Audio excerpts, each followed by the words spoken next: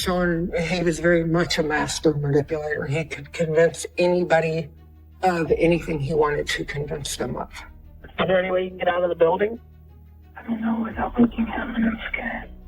I didn't know he had killed anybody. You know, I had no clue.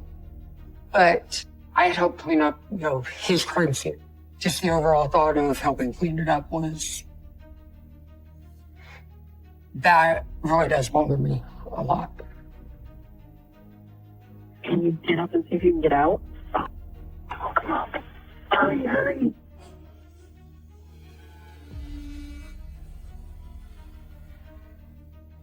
We were together almost 6 years. I knew something was off. He wasn't completely normal, but I never expected murder.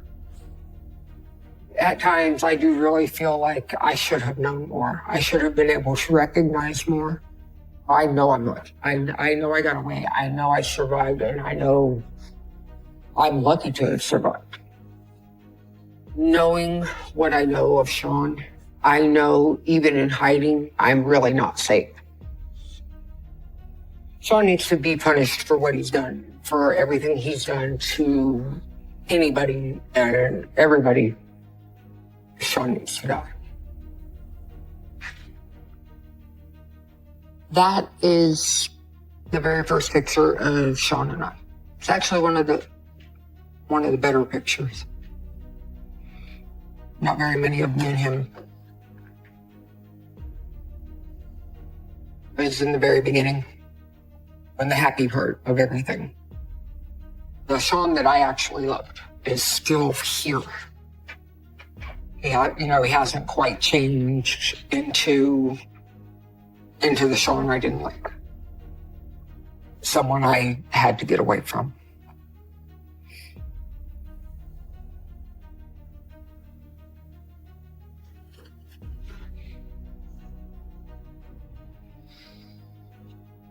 It's a happy time, but, you know, it's all a lie.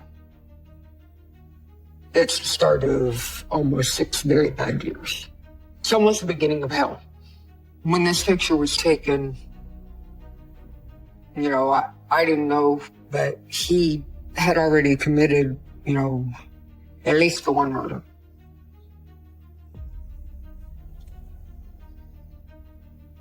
When I first met Sean, I was in the process of divorcing my husband, moving here, me and the kids. It was a way to change things, a way to improve all of our lives. I moved to Ohio April 13th. I met Sean April 15th, to be exact, of 2005. My stepsister introduced us. So tell me about yourself. What should I know about Sean Great? Sean was very handsome, very quiet, very laid back. It was almost captivating. He just had a way of making you feel like you were the only one, that you were the only person that meant anything at all to him. And there was just something about that feeling that he would give that really was intriguing.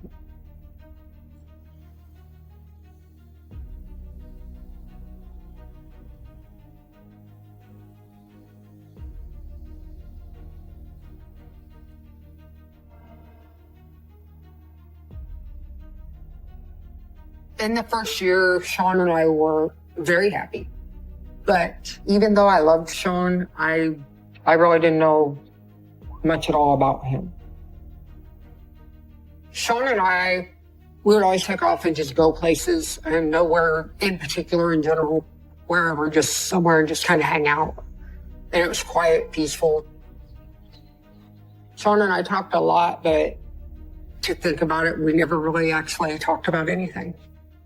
Why do I still feel like I don't know anything about you? In the beginning, it seemed like his answers were vague.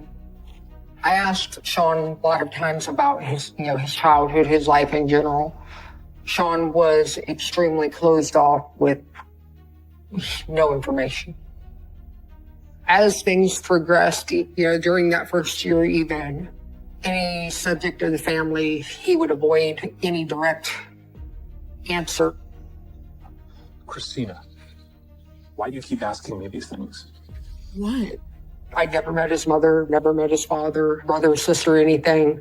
Never really said much other than, oh, well, Mom and I don't get along very well. Dad's new wife don't like me. They're too busy, was kind of the response. What? I'm just trying to make conversation. I don't want to talk about it. Let it go, all right?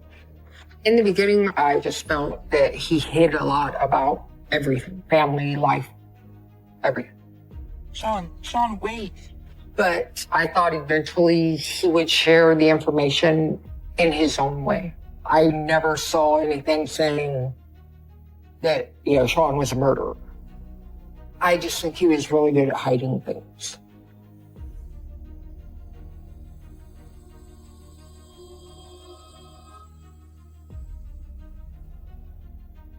About probably 3 to 6 months after this, his mom suddenly appears.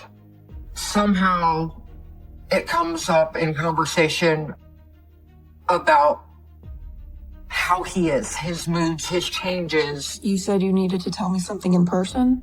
She kind of rambles off about when he was younger. He had issues and asked for help. I'm not sure what you mean. She didn't go into detail. She wouldn't elaborate much further.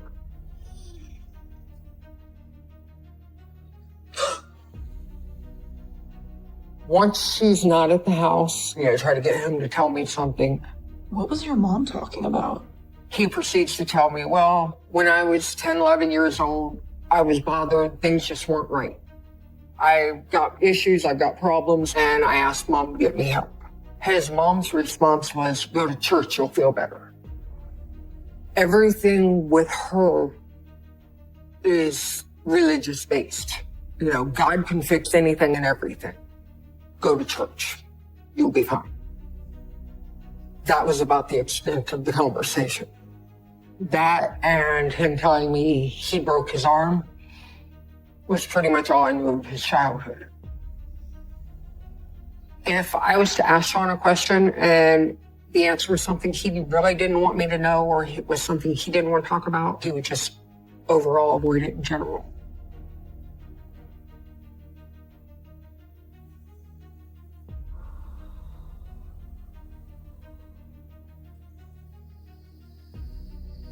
Sean and I were sitting at the house and he starts discussing past girlfriends. He discusses traveling down an older country road. He has a pregnant girlfriend in the car. They kind of end up in some type of argument. Turn the car around. No. Turn it around. He becomes angry. I'm not doing what you told me to do. She was the one driving. He just reached over. He grabs the steering wheel and they end up out in the middle of a field.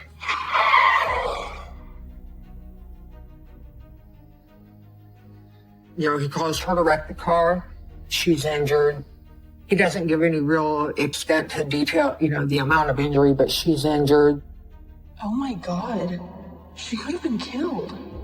He was letting me know they argued, she disagreed, and he basically caused her pain for disagreeing. That conversation to me was a warning. You leave, you get hurt. But to look at Sean and talk to Sean and so forth, you didn't see a murderer.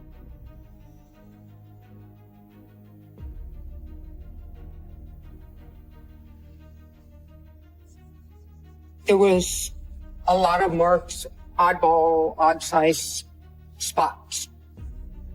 I would have never thought that there was any chance that that was somebody's blood. Sean and I dated a little over a year before we moved in together. At one point, I was looking for a house for me and my kids. Sean made himself a part of this. At this point in time, I didn't know what he was capable of. Before we moved in, he'd actually committed murder.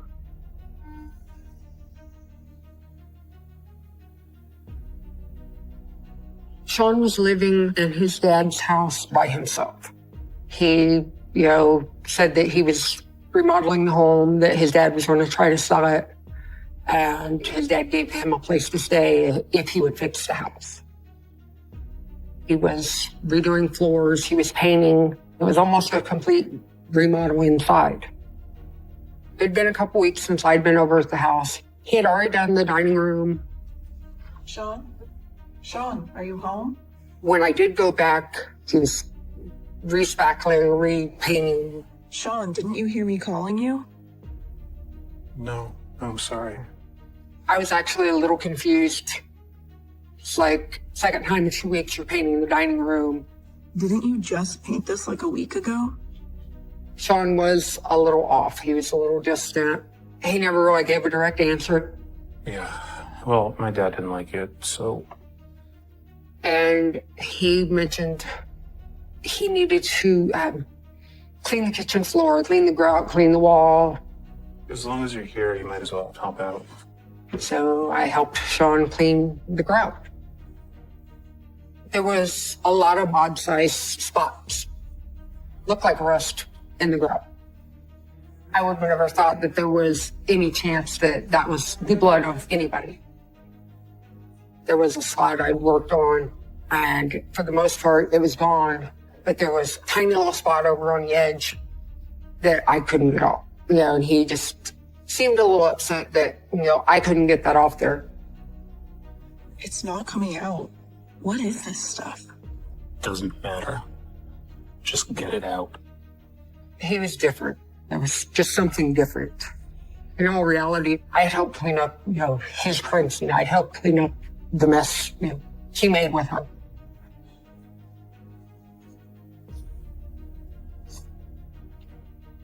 This would be Dana Lowry. That's the first girl Sean murdered.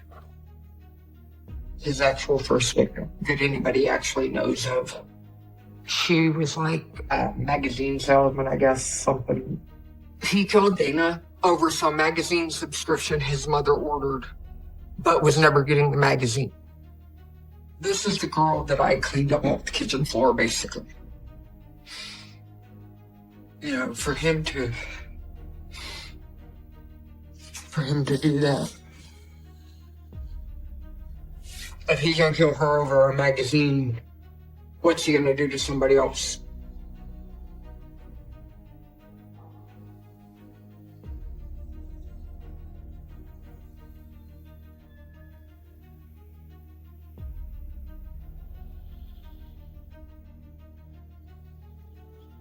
At the time, I felt like long-term relationship with Sean would be a good thing. I very much loved Sean. The idea of him not being around, that was almost devastating. One day, Sean calls me and he tells me he has a surprise at the house for me. In the dining room, there's a box with a ring in it. That's your engagement ring. He says that we may never actually get married, but we would be engaged forever. Is this for me? That's right. Oh my God. Sean, this is gorgeous. He proceeds to tell me the ring had been his mom's. It was a very large ring. He tells me, you know, take the ring, get it sized. I should be extremely happy, but at the same time, I'm actually quite confused.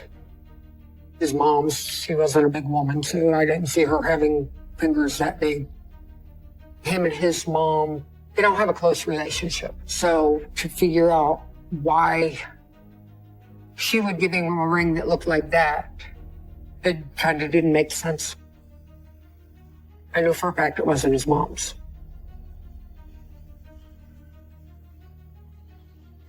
Sean, Hey, what's up? I want to ask you something.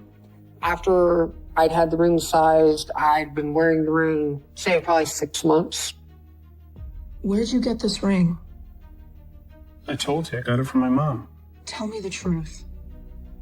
The questions of where he got it wouldn't leave me alone, and I asked about it often. Stop lying to me, Sean. I know this isn't her ring. Tell me where you got it. Eventually, Sean breaks down, proceeds to tell me the ring came from a burglary he had committed when he was younger. You proposed to me with a stolen engagement ring? I was originally very angry. At that point in time, I stopped wearing the ring. It went in a jewelry box. Find out much later on, the ring belonged to the first girl he had killed. I was honestly sickened. It was a sickening feeling.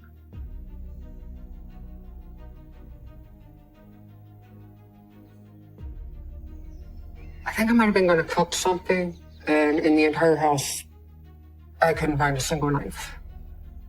I checked kitchen drawers, I checked the cabinets, shelves, pantry.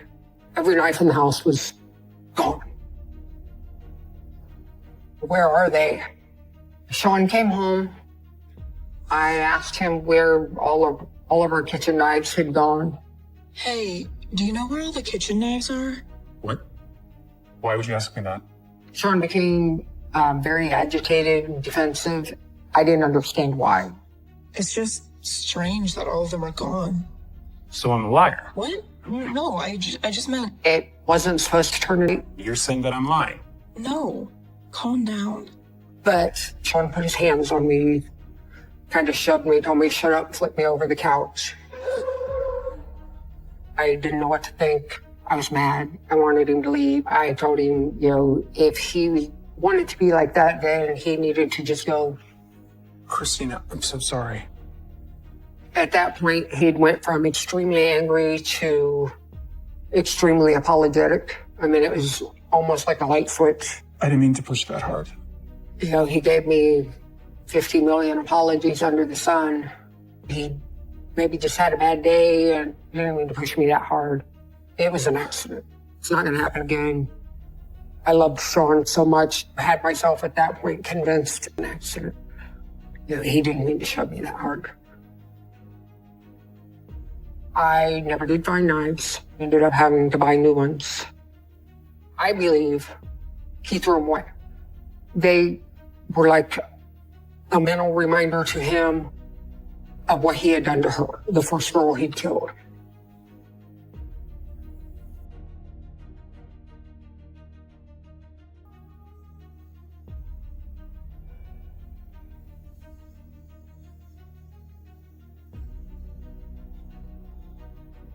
I'm Sean's prisoner. I'm stuck there. I can't leave. I can't go anywhere. I can't call anybody. That entire time was basically a living hell.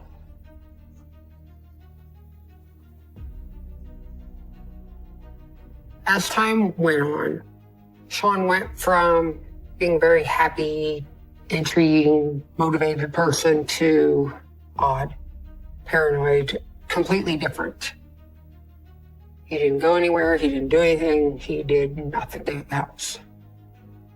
He just kind of was not the person he'd been the whole year before.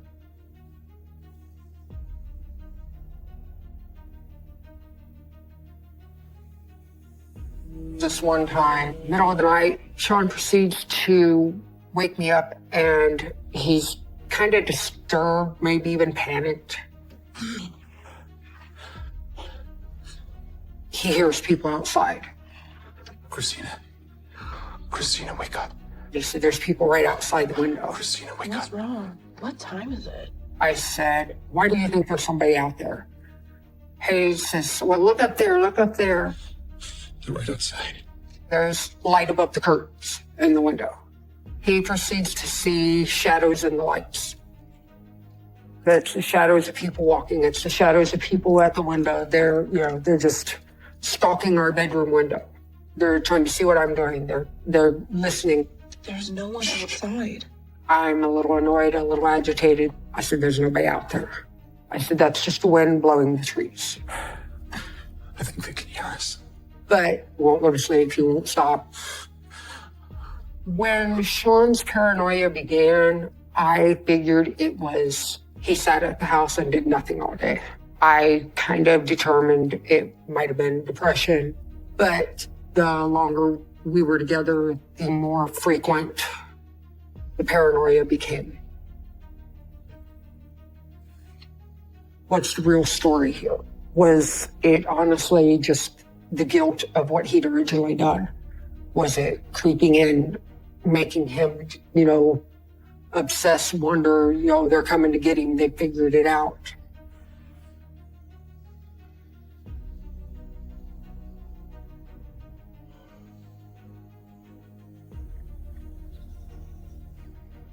Sean gradually got even more different. It wasn't just paranoia. He controlled what we did, where we went, who we talked to. I'd either make plans with the kids or a friend, my sister. Where do you think you're going? I'm going to work. Why are you dressed up? And 50 million reasons would come up as to why I can't go. I'm going to meet up with Emily after. No, you're not. If I went, then after coming home, there was an argument. There would be, him throwing these fits. I'll see you when I get home. Couldn't have people over. My mom couldn't come over. My dad couldn't come over. My sister wasn't allowed there. He didn't have any real friends. Oh my God. Thought I told you to come home after work. What? If somebody knocked on the door, he'd answer, "Oh no, we're busy," or whatever. From now on, you go out when I say you can go out. It was a whole new aspect of Sean. The only time I was allowed to leave the house by myself was to go to work. He'd walk me to the car in the morning, and he'd be waiting pretty much when I got home to walk me back in the house. I think Sean let me go to work basically to pay the bills, but even with that, he still wasn't happy. He wanted me home. So it kind of became a battle. Sean unplugs the clock. That way I don't have the alarm to wake up. The phone gets turned off, takes the battery out of the phone. There was a morning he proceeds to lay on top of me when I'm trying to get up to go to work. It was all anything to deter me from getting out of bed and going. He wanted me there, even that 7, 8 hours, whatever I was supposed to be gone.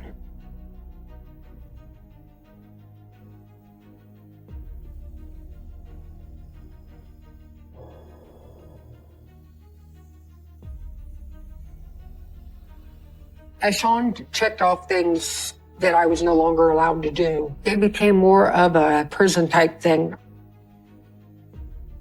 I talked to my mom about getting out. Mom, I need your help. Oh, honey. I would ask Mom once or twice a week, "Hey, Mom, can you help me? Mom, I need to go. Can you, you need to get me out of here." This is between you guys. If you want to leave him, just leave. But she wouldn't help. Mom and I were really not all that close. Okay. Bye, Mom. It was extremely lonely. I didn't have anybody to talk to. I didn't have any friends left. My kids, I don't think at that time they realized how unhappy I really was. There was nowhere to go. I was stuck. I was stuck with Sean.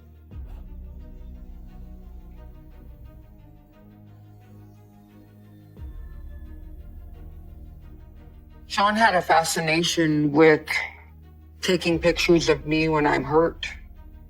How bad's he gonna hurt me this time? What happens next? This picture would probably be the second year we lived together. It wasn't bad, but it wasn't great. To look at Sean there, you can see a difference already.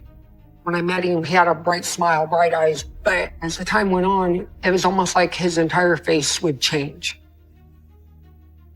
You could just see a deep darkening, just overall appearance. He's lost the bright color. His eyes aren't the bright blue they were. They're just kind of there. It's not the same.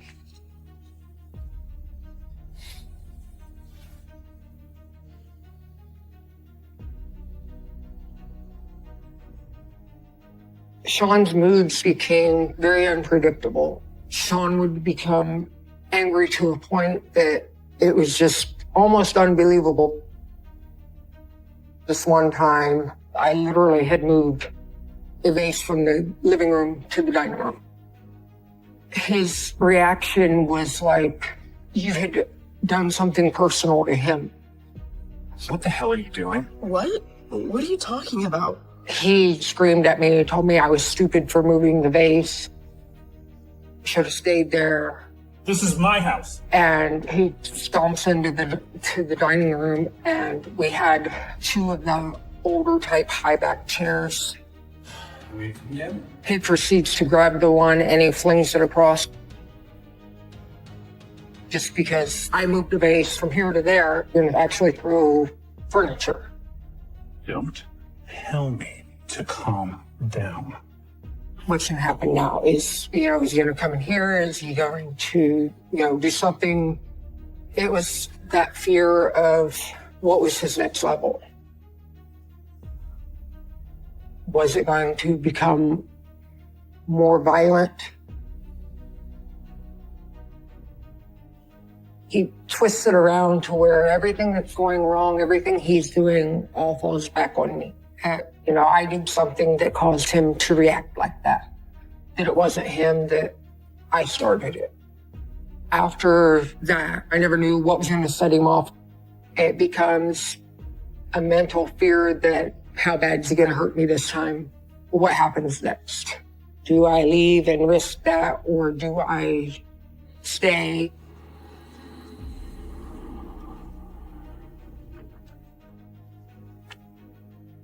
This is a picture of me that Sean took after he decided to actually beat on me. I don't even remember why he hit me. But Sean had a fascination with taking pictures of me when I'm hurt or I was depressed, sad, crying. If he could have a way to record that emotion, the sadness, the fears, the bruises, and so forth, Sean would take pictures. I'm bruised, I'm hurt. He has to have record.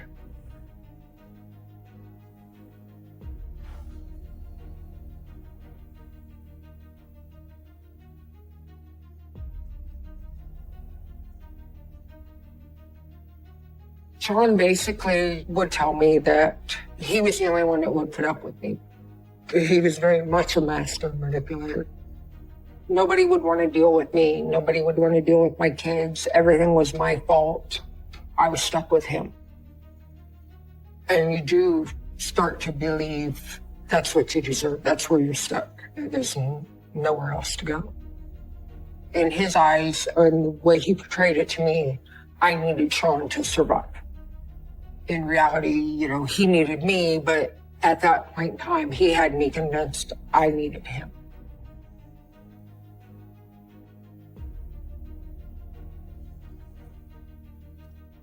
This would be Halloween the first year we lived here. It's Sean and my son, and they actually had a really good time that year. They were still good together here, but it just almost overnight changed. It went from they were happy together and they did things together to they got on his nerves. He didn't want them around.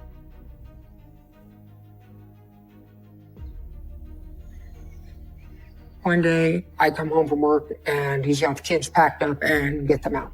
The kids had to go. The stuff is packed. I was extremely angry.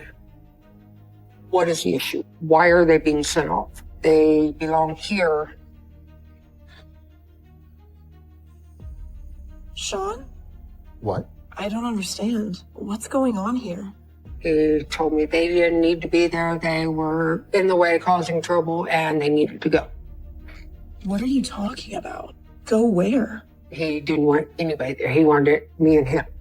Taking them to your sister's house. What? Sean, you can't just send my children away. To watch the kids, pick up what they'd packed and go to my sister's house to stay was very disturbing. From now on, it's gonna be just me and you. There was no other choice, really. If I left Sean, he would threaten to hurt me or people I loved. I stayed with Sean, to keep everybody safe from him, because it became a point of not really knowing what he was capable of.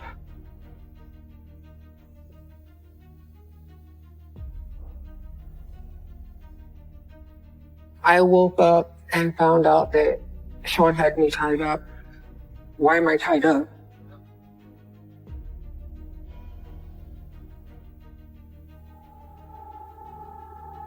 The paranoia with Sean grew more. The intensity got stronger and stronger. When Sean got to this point of control, I didn't feel like there was anywhere to go. If I leave, what's going to happen? Who's he going to hurt?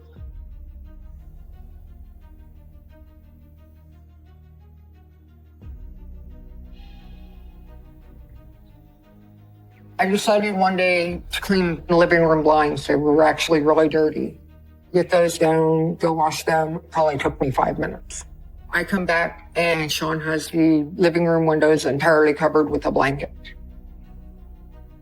I asked Sean, why do we have the windows covered? Sean, what are you doing? What does it look like I'm doing? Sean, he says, they can see me, they can hear me. People are going to know what I'm doing. I don't want them seeing me. Who's them? I would want to know who they are. When I would ask point blank, who are they? He always referred to people walking up and down the sidewalk. There was no specific person. It was always they. Sean, there's no one out there. At first, I thought it was like a mental issue. He was maybe seeing things, hearing things. Just keep the windows covered. The next day, I realized things are getting even worse. Doors are closed, they're locked. The windows are closed and locked, covered. He tells me there's no reason for me to be looking out the windows, that there's nothing out there that I need to see. I'm Sean's prisoner. I'm stuck there. I can't leave. I can't go anywhere. I can't call anybody. He becomes like a warden. He tells me what I can and can't do. This is getting out of hand. Can't be too safe. I asked him to leave minimum 2 and 3 times a week. He wasn't going anywhere.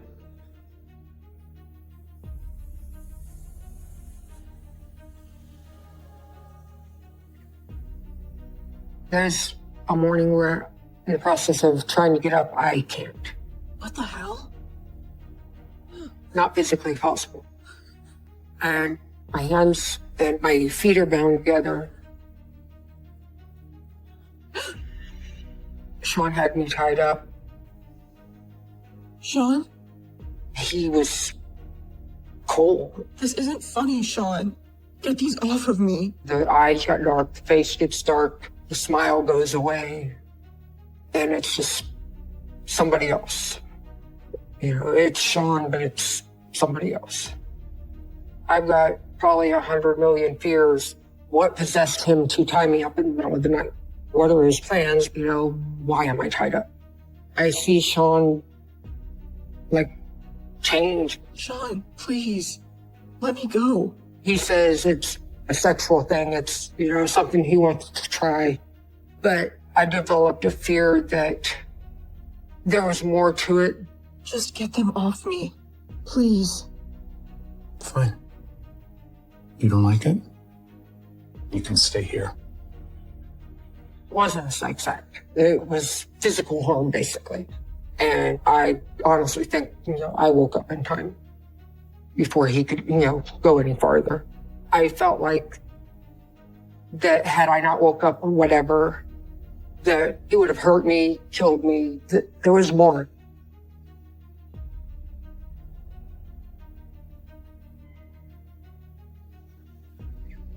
Things at the house had actually been quite bad.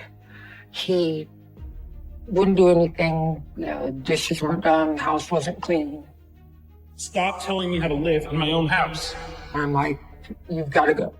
Either you help me or you leave. Within, it seemed like just a blink of an eye, he was literally on top of me. My hands were over my face. I did this. And then he breaks my hand, you know, blacks my eye and so forth. He's literally got me by the front of my shirt and the back of my pants trying to drag me into the bathroom. If he would have got me in the bathroom, that's the most sound protective room of the house. That would have been very bad. I don't remember exactly what I had told him, but he lets go. He didn't say anything when he finally quit. He just kind of was like, basically just standing there kind of looking at me. I ended up, you know, the broken hand, the black eye, the bruises on my neck, and I'm like, you broke my hand. How am I going to go to work and pay the bills now with a broken hand? And then he's going to take me to the hospital.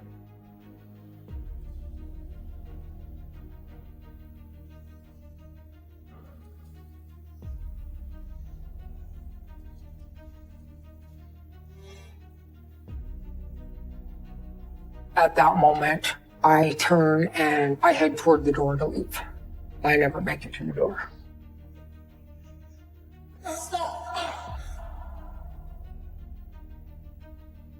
He attacked me. I ended up a broken hand,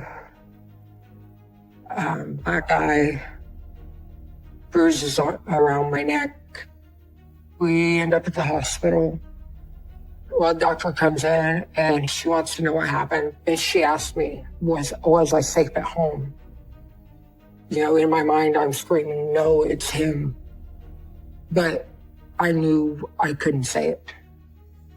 If I would have said right then and there that he was the one that had done that, honestly, I don't think I would have made it out of the hospital.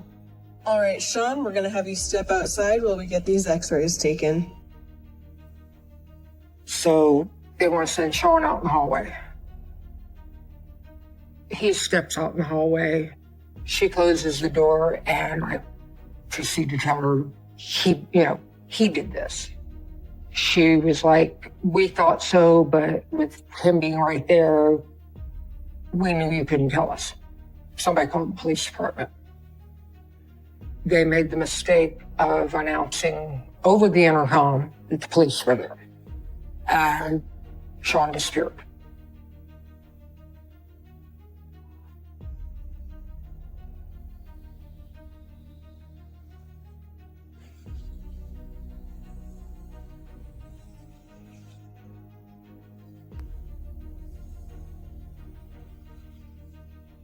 When I go to leave the hospital, the police are like, they recommended, not staying at the house, so on and so forth. We're planning to go stay at my mom's for a few days.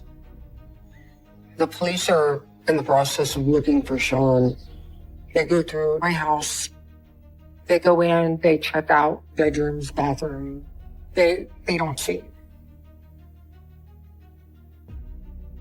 Next day, I was going to go home and grab a couple other things I needed, and then I was going back to mom's. I was not, I wasn't going to stay at home yet. When I got to the house, I honestly did not expect him there due to the fact that windows are all still locked and everything, doors locked. But things don't quite look right. Bathroom doors open, toilet seats up, hammer in the bathroom. It was just an eerie, somebody's been here.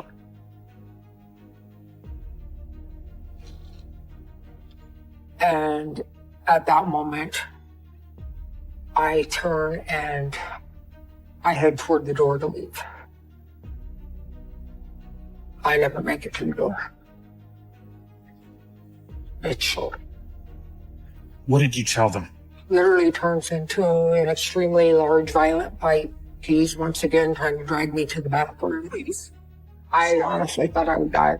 Stop, you're hurting me. But I managed to headbutt him in the nose and bloody his nose. So he let go. Afterwards, get him to try to talk to me because the calmer I can get him, the sooner I can get out. You're gonna regret that. The conversation turns to, how'd you get here? He tells me, I come in, the bedroom window. And he had been in the attic that night when the police were there. He's like, if that policeman would have stepped over, 10 inches, he'd have stepped on me. Then get the knock on the door. That's when the police had finally arrived. Christina, is everything all right? Sean tells me, if you tell them I'm here, I will literally bash your head in with this hammer. And I kind of lean out, just my head around the door. Your neighbors said they heard yelling. Is everything all right? I'm terrified. If I tell him he's there, he's going to kill me. Did Sean come back? Are you okay? And I don't remember what I told him, but it was basically, he's not here. It's just me gathering up things to leave. No, he's not here. They told me, "You okay, thanks," and they left.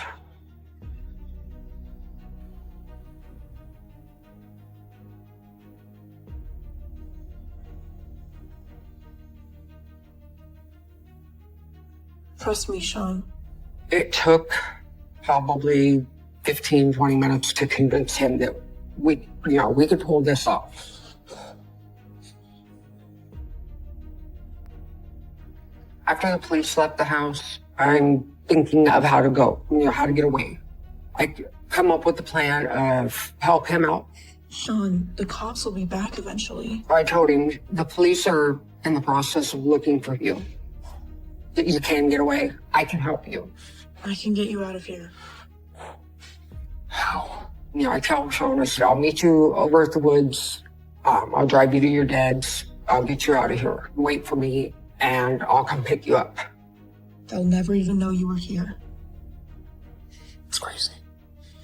It took probably 15, 20 minutes to convince him that we could pull this off. Trust me, Sean. It'll work. Okay.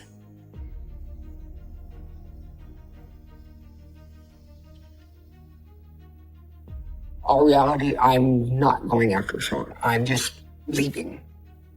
As Sean's heading across to go to the woods, I called the police department. I told him he'd been there, he'd been in the house, he was there, and I explained a lot of what had happened.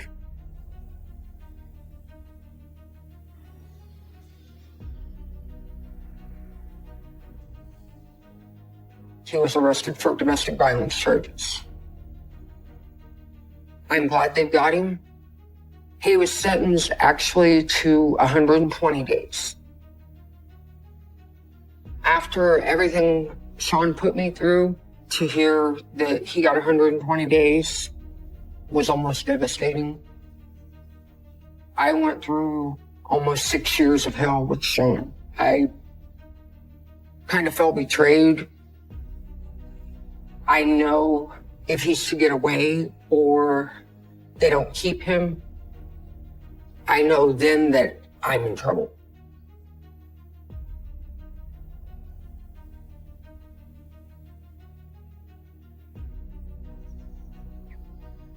When Sean was in jail, I had filed a protection order to have the no contact, no calls, no letters. Sean, immediately violates the protection order. I start receiving mail at the house, and they involve threats of, once I'm out, I'm going to find you. You won't like what happens. Nobody's going to be happy with what I do. As I read the letters that he's writing to me, I'm terrified. After 30 days, they wanted to do a review to release him. I explained to the judge that letting Sean out would be a large mistake. I had letters from Sean. He said he was going to come back and get me. The judge decides that he was going to deny the review and Sean would serve the entire 6 months.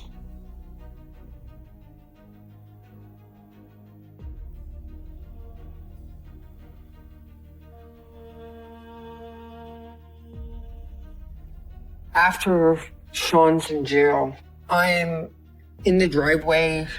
There's neighbors on the other side of the driveway. We are discussing everything that had happened, and a friend of theirs shows up. He's kind of listening to the conversation and proceeds to tell me he was locked up actually in the same cell with Sean. Oh my God. We all kind of stopped and just kind of turned and looked to see what he wanted to say. Listen, you need to be careful. He proceeds to tell me that while he's locked up with Sean, that Sean had told him that he would be back to get me for the fact that he's now in jail. When the neighbor talked about Sean coming back, first it's like immediate fear. I'm sorry, you guys. I gotta go. I'm thinking, okay, I'm stuck living here. He knows how to get in. I have to do something.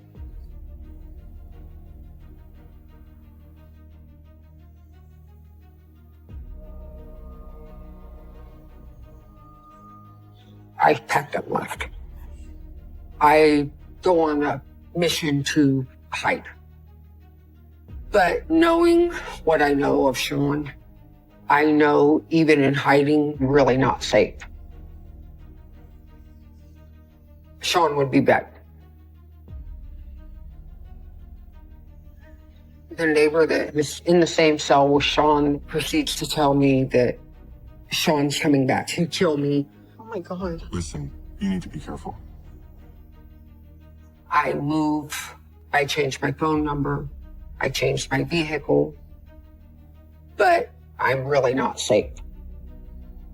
In my head, it was always the fear Sean will be back. Even with hiding, it would just take him a little longer.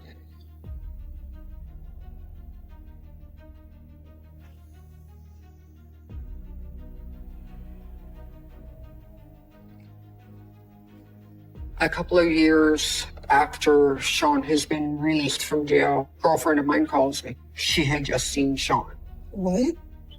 Where is he? She tells me Sean wants to know where I live. He wants my number. He wants to be able to contact me. You didn't tell him anything, did you? Of course not. You know I'd never do that. She knew what I'd went through, so she told him she couldn't give him the information, but she would get his phone number and she would give that to me. He tries to talk her into getting into his car. She says that he opened the trunk and there was rope and tape and just other odd things in the trunk, the zip ties and so forth. Oh my God. And she said it gave her like a creepy feeling and she wouldn't get in the vehicle with him. Well, keep an eye out for him, all right? I will. Thanks. You know, it wasn't just upsetting. It was a very terrifying feeling. To know I'd left him 2 years ago and he was still trying to find me.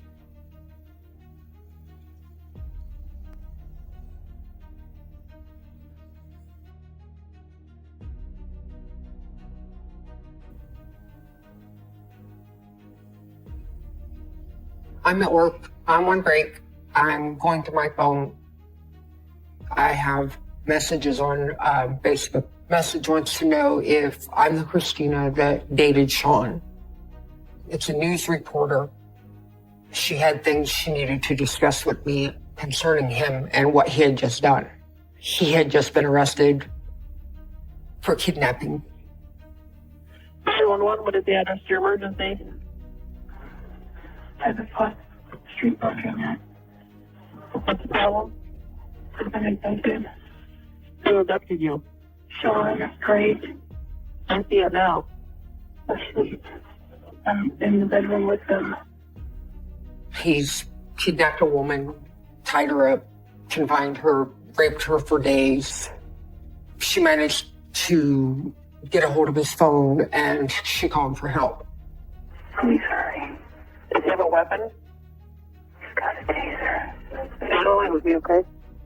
That's the 911 call from the girl Sean kidnapped, and that led to his arrest. She'd already suffered a tremendous deal of abuse. And however many days he had her, I think it was 2 or 3. Is he in the same room with you? Yes. I'll be on the way. So we have officers responding. Is there any way you can get out of the building? I don't know. Without waking him, and I'm scared. Can you get up and see if you can get out? I need to waking him. Is there a window around there you can look out? Yeah, but the floor squeaks and it's right by his head. Can you open it? I'm afraid about making noise. To heal her and know she's there, she needed to get out. There's no doubt she would have been next. Are you still there? Okay. Do you hear any officers outside? No. Okay, they're in the area. Okay, I can hear them. Do you hear them? I'm hearing. Hurry up, get out. Where is he? Nick's body was found under piles of garbage in the basement of the same house where Sean Great was squatting. The naked body of the 29-year-old woman was found in an upstairs closet. Griffith's hands and legs were found tied behind her back. When I was tied up, was that what he was going to attempt? Would that have ever been me? Griffith died from a chokehold, just like Sean Great demonstrated when police asked him to show them how he strangled Griffith. It would take 3 to 5 minutes. Sean needs to be punished for what he's done. Sean needs to go.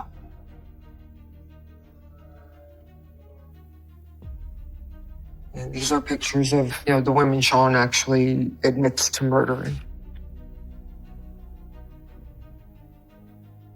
They didn't do anything to deserve. Still sleeping? Yeah. Okay, they have her.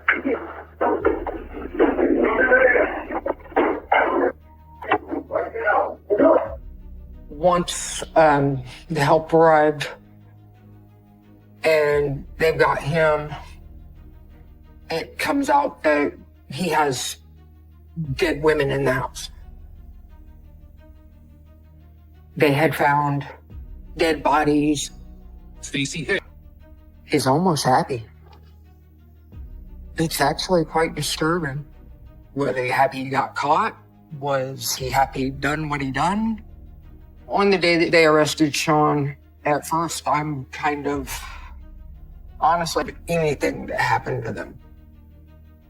They didn't deserve to be killed by Sean. My own personal opinion,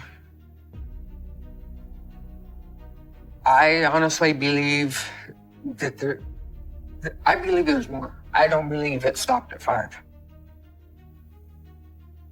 I could have been one of the women he killed. I could have very well been, and I did find out when I talked to her. You a doctor? Yeah. Explain that. You just wanted to make sure she didn't get away because you wanted her? No. What? Explain.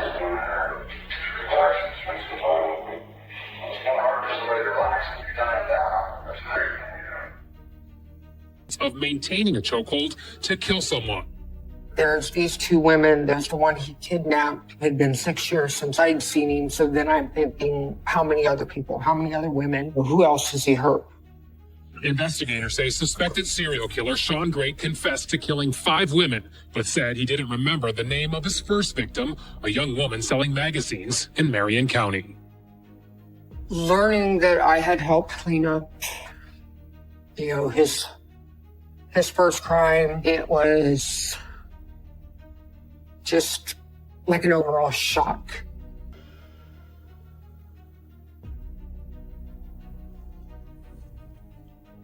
That's a picture during the first trial.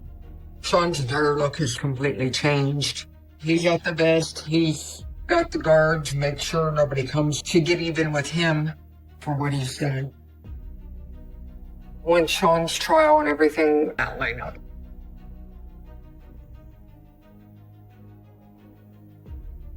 This is a picture of Sean shortly after they had arrested him. In a creepy way, he killed somebody and I helped clean it up. I'm going to jail. Yeah, I helped clean up this mess, I'm going to jail.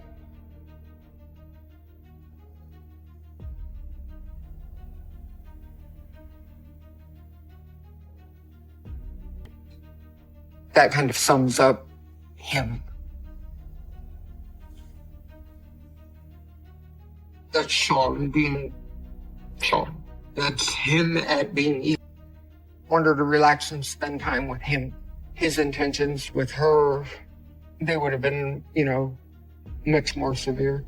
You talked about you abducted her. You've had sex with her against her will, too. Yes or no? Yes. What do you call that? Rape. To hear him admit everything, there's an awful lot I think about. And knowing what I went through with him, he had me tied up. If I wouldn't have woke up and caught him, I would have been dead. It happened. I wasn't involved, but I was very concerned with what his sentence is. I watched TV. I read everything that came across Facebook. I would Google his name and see what news article would come up. I not only needed, but wanted to know everything. I needed all the details I could get. The little smirk, it's just Sean.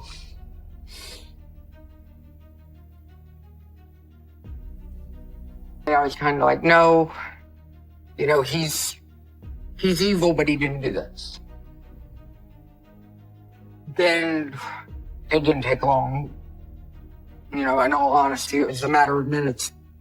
Kind of dawned on me that, yeah, Sean's evil enough to do that. When people think evil, they have a whole different idea. He was his own kind of evil.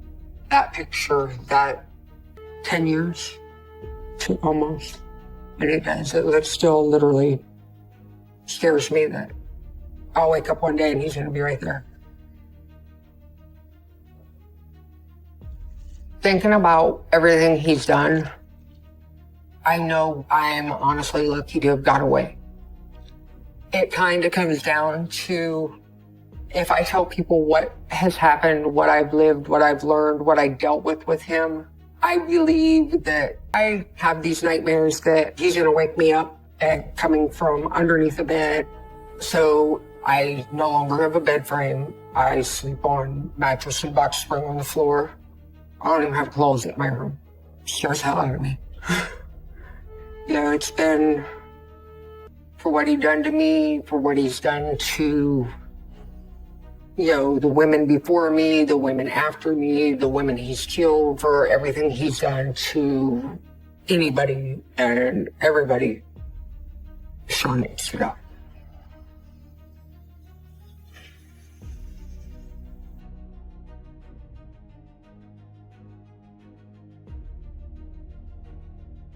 Keep my attic doors locked. I don't sleep at night, very rarely.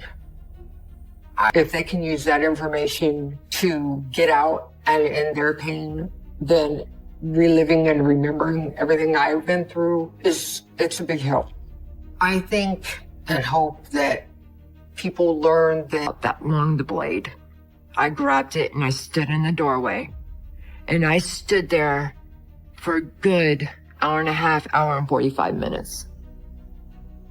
Contemplating if I'm going to slit his throat. If there's a magic genie in the world that can grant me one wish, just one, I would grant for those 2 hours back.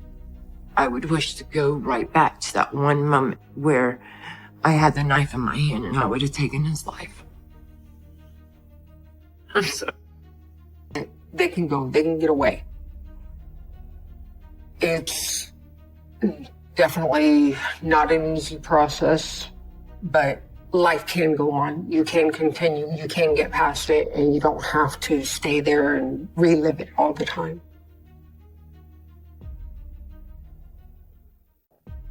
One night, he had passed out from a stupor. I just went through a beating. I was tired of being hit and nobody listening, nobody helping me. And there was a knife that was probably about... I just wanted it to stop. I just wanted it to stop. And I knew it wasn't going to. And I was right, it wasn't stopping anytime soon.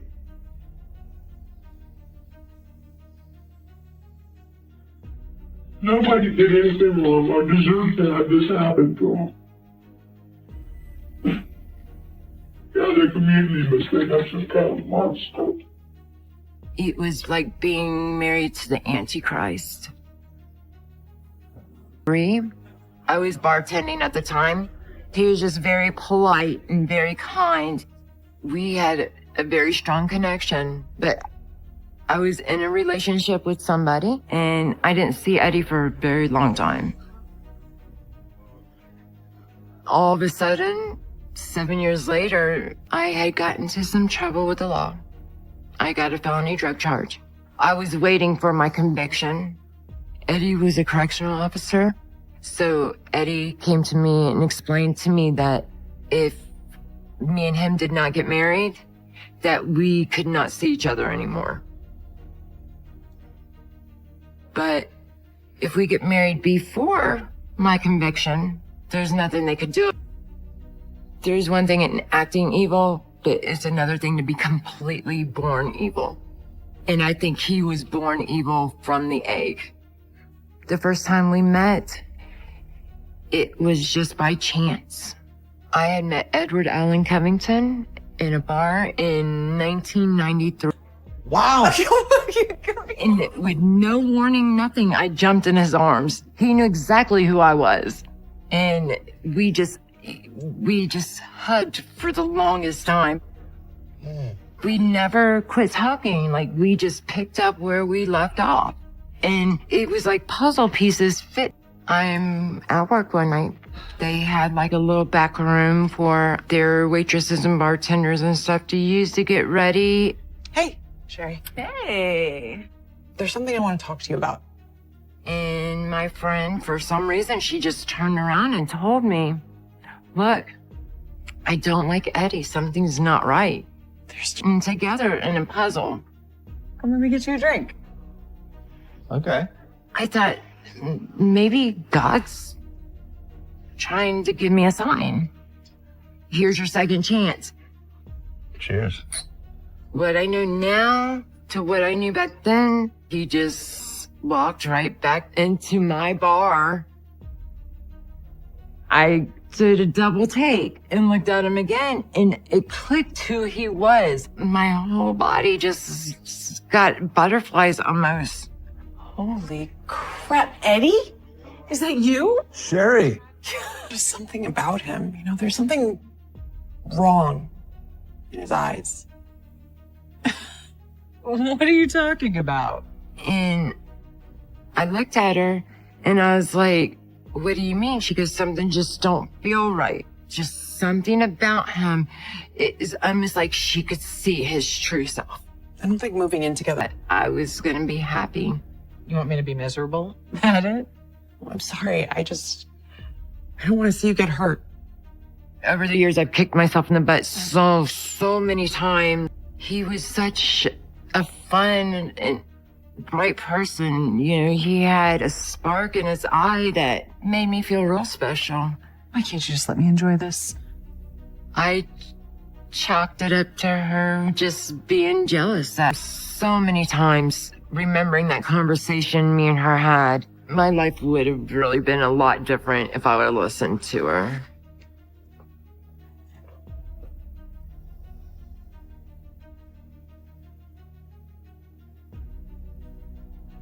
Before Eddie and I had met,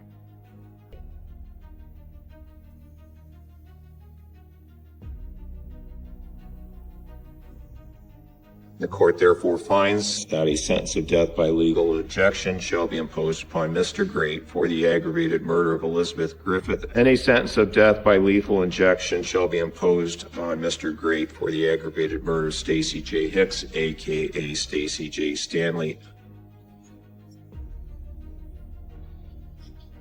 Sean needs to die. And to me, Sean needs to die the way he killed them. I told him I needed a minute. It was like everything was going in slow-mo. Every fiber of my being was telling me, don't do this, don't do this, this is gonna be bad, don't do this. Can you give us a moment? I told Eddie I wasn't feeling sure about it, and he said, well, it's just cold feet. It'll be okay. One of the things he told me, your instincts and your gut feelings, because 9 times out of 10, your gut feeling is going to be honest with you. That's a very true statement. The minute I said I do, my life changed for the rest of my life. That was the beginning of the end for me.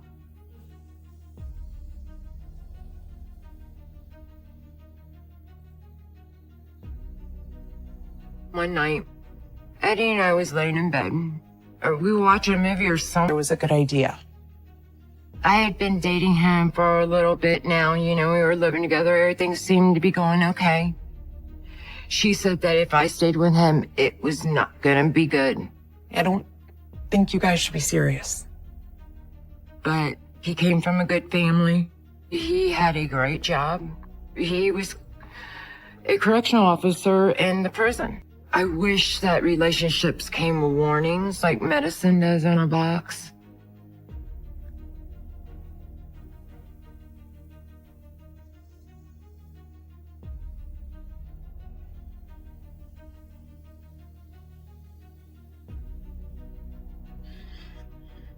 And he kept pushing. You'll be okay. Hey, just take a deep breath. He goes, well, if you love me, you'll marry me. Because it has to be done this way. Are you ready? It's all in your head. Just, you're overthinking this. It's going to be fine. He's a perfect guy. Okay. That's what really got me to calm down and to actually say it. Do you take Edward to be your lawfully wedded husband? I do. People say that you should always trust Jonathan. And there's a Russian roulette scene. And the people were passing the gun around. And he just jokingly said that he had held a gun up to his sister's head. Come on, that never happened. I started laughing, chuckling, because I was like, man, you didn't do that. There's no way you did that. And he about it. I really did not want to get married. Maybe we're rushing into this. No. We really wasn't together that long, really. You know, just not even a year. I'm here to stay. I'm not going anywhere. I love you with my whole being as you love me with your whole being. I promise. Everything is going to be fine. You'll see. And part of my heart was still saying, Yep. Him and I were down at the county courthouse getting married. I'm trying to be very happy, you know, but I just had this nagging feeling. Something was trying to tell me, don't do it. And it was in the pit of my stomach. I really felt like I was going to get sick. Sherry, do you take Edward to be your husband? I didn't answer. He asked me again. I'm sorry, I'm not feeling very. I'm trying to ice it down, trying to keep the swelling down. And I'm talking to my mom. I think I want to come stay with you for a few days. I was on the phone with her and he told me to get off. And of course, Back, please. What are you doing? Are you serious? They arrested me on the spot for domestic violence, saying I hit a law enforcement officer and take me to jail. He is not a cop. He is a prison guard. Are you serious? He actually chuckled with me and he's like, no, it really happened. But he was a teenager. He was like 15 years old. He threw her up against the wall, held her by her neck, and put a gun up to her head and told her he would put a bullet in her head. I seriously thought it was a joke. I just like, hey, do you remember that time when we were teenagers? I put a gun up to your head. And she said, yeah. And she was not laughing. So I knew then that that was serious. That's when I had that big sinking feeling saying, what have I done? There's a few incidents that happened between you and Sherry. And she broke my nose. And the cops were called. I swear to God, they've done a lot of things. Never seen that much anger in somebody so fast. I said, I'm calling the cops. I'm not gonna let you keep doing this to me. He laughed at me. He would always tell me, you can call the cops, but they're not gonna believe you. Go ahead. Let's see who they listen to. Not believe him. You can't be that demented to pull a gun on your family on blood. Nobody's that crazy. Oh, please, like you would never do that to your own sister. You should ask her. I just dropped it and never talked about it again until him and his sister were talking about it one time. Eddie was... They know me and my dad. They're not gonna do anything to me. And they didn't. His father used to work for the same law enforcement agency. And he flashed his badge. So you guys probably know my old man, right? Covington? Yeah, sure. I thought so. And he told them that I had cut the back of his head. Not a mark on him. Not one mark. And then she just starts swinging. I did not. He is lying. I never touched him. Look at what he did to me. I've already got a bruise on my jaw. I've got a black eye, and you can tell that it is fresh. And they didn't believe me because I was a convicted felon and he was a correctional officer. They told me to turn around and put my hands behind my back. And they put me in handcuffs. Ma'am, hands behind your back. Handcuffs. And he said, I told you. No. After that, I had no way out because every time I tried to leave, every time, he would start a fight, black my eye, break my arm, and call the cops and have me arrested for domestic violence. He never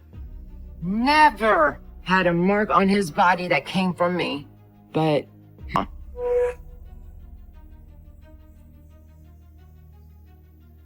and then he punched me in the eye.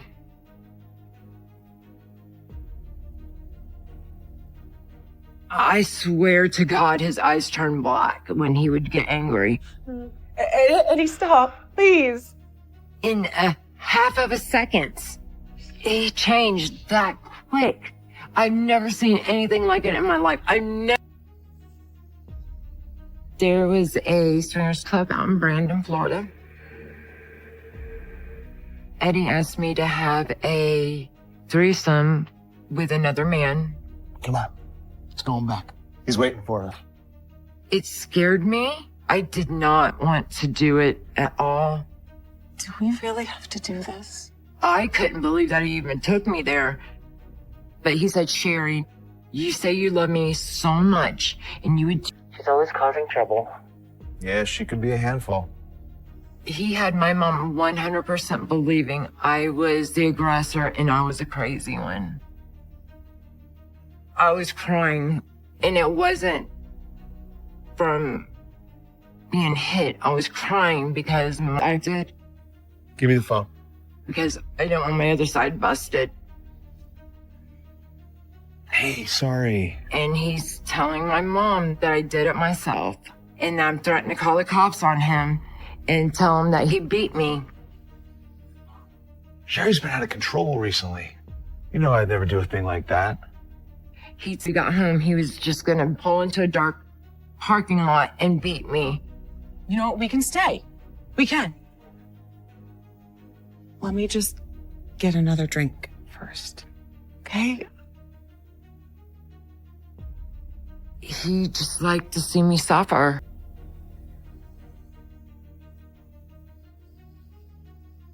His sexual desires became so much more demeaning. He loved to have people watch him have sex. And he was also bisexual. Who are they going to believe, a correctional officer or a convicted drug felon?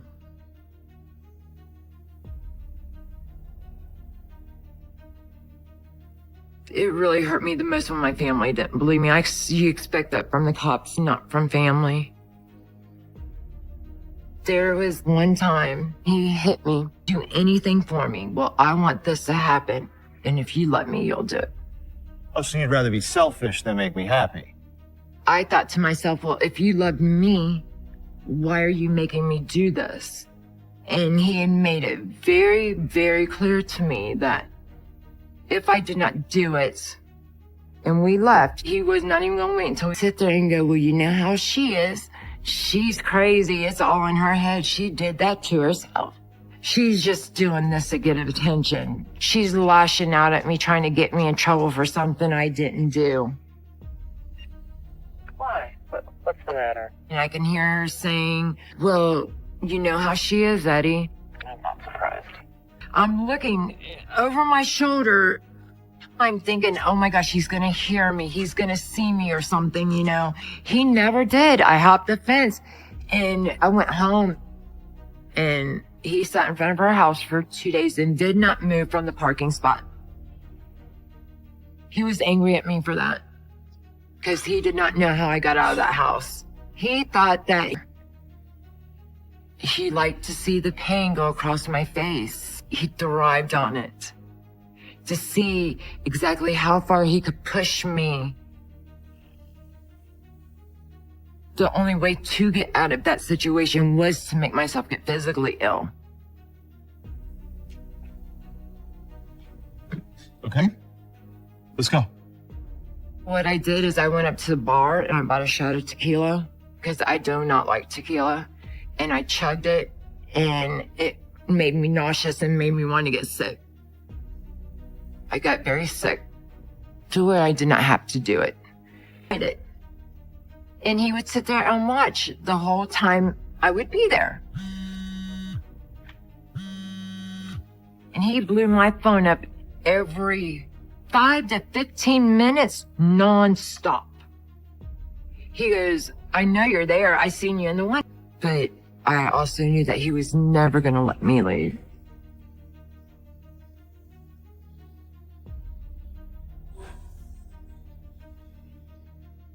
The beatings were getting bad. I knew the next time that he got me under his fist, he was never going to stop. I told him I was my life, but I could never put my hands on a woman. I could never hit Shirley. In the beginning, he didn't hit me. And I didn't see him get violent with women. I didn't see him get violent at all. You stupid bitch. One day, I don't remember exactly what it was, but something set him off that I did. And he hit me in my jaw. And we left, but he still ended up hitting me that night. I'd rather deal with that than to deal with having to give a part of me to somebody I did not know. Bruises and beatings heal, but your self-pride and self-respect is all you have. And if you cannot protect, and I called my friend and I went to her house. I was looking out the window. He finally figured out where I went. He would pull up and he would not even be secretive about it. He would literally pull right in front of their yard or across the street and you could see him. He did not try to hide. He had fell asleep and I snuck out. He goes, why wouldn't you just get in the car? I was only there to protect you, to make sure you made it home okay. Not only did I know that I couldn't leave, that then you're completely gone.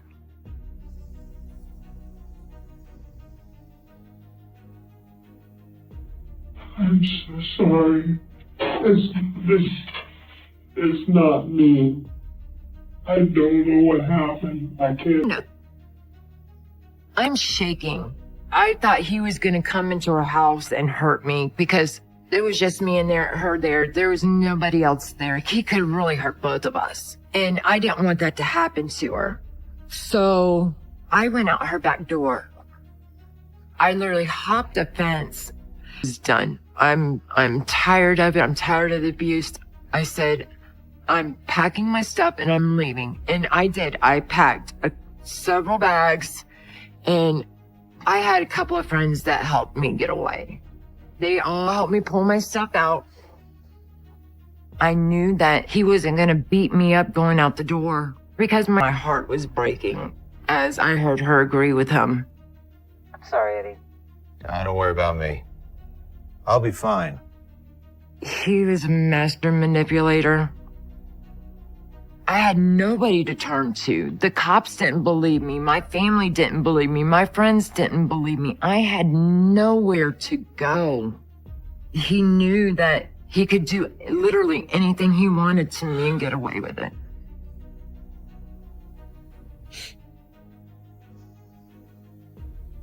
My friends were there because they could witness everything. And I told Eddie, I'll be back to get the cats. And he goes, fine. You sure you want to do this? I am. I knew when I left there, I said, something's going to happen tonight. And my friend said, you're crazy. Nothing's going to happen. Did it only to let me know that there is nothing I was going to be able to do to keep him away from me. He will always be able to get to me. And if he can get in there and do that, what else can he do?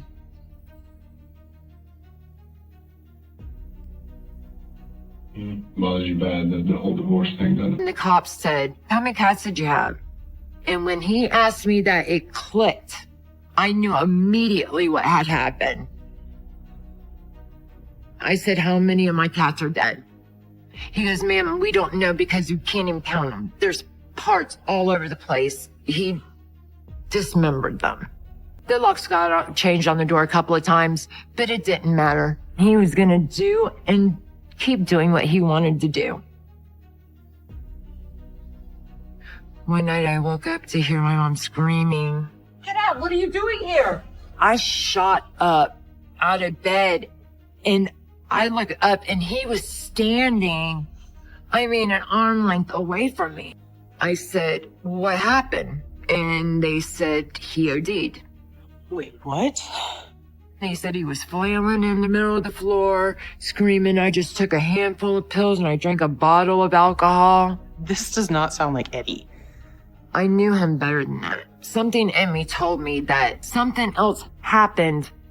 And that's what attention from what he did to my animals onto him because everybody was so worried that he was going to die. Are you okay? The cops forgot about the cats. There was never even a police report on it.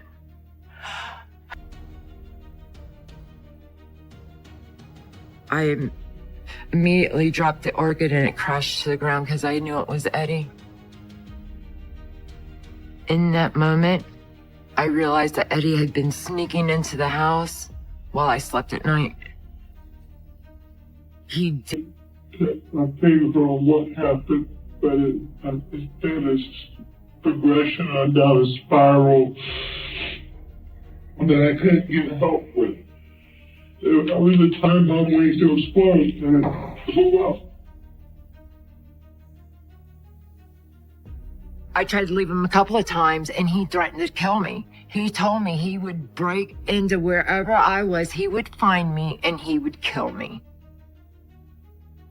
One time, something set him off that I did. He blacked my eye. Again, he called the cops. I left before the cops got there. I woke up one day and it was my birthday. I noticed that there was an orchid sitting right by the bed and there was no note, no nothing. I have to go. That was his only way to make a point to me. This is what I am capable of, and if you do not fall in line, this is what's going to happen to you.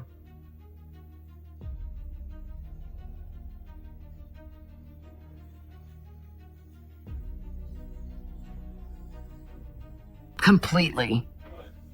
He did what to them? I was so devastated. It shattered me. You can't explain that away. The only way you can do that is to, like he did, fake a suicide and drew all that. We didn't touch him. I didn't. I came after. He did that to himself. She's innocent. Listen, I didn't. And telling the cop, I don't know why she keeps doing this. I try to be good to her. I'm trying to reconcile my differences with my wife, and she continuously treats me like this. God, he was good. I mean, he had them eating out of the palm of his hand.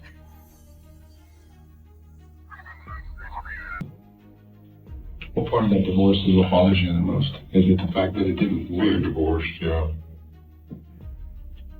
Because as much as me and Sheree thought, I loved her to death. He had been given a protection order to stay away from me. Sorry, didn't say nothing.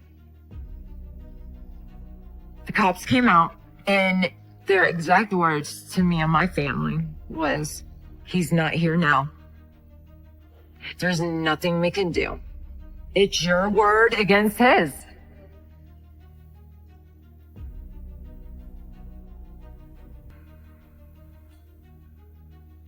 I went to work that day, and I wasn't there but 2 hours maybe.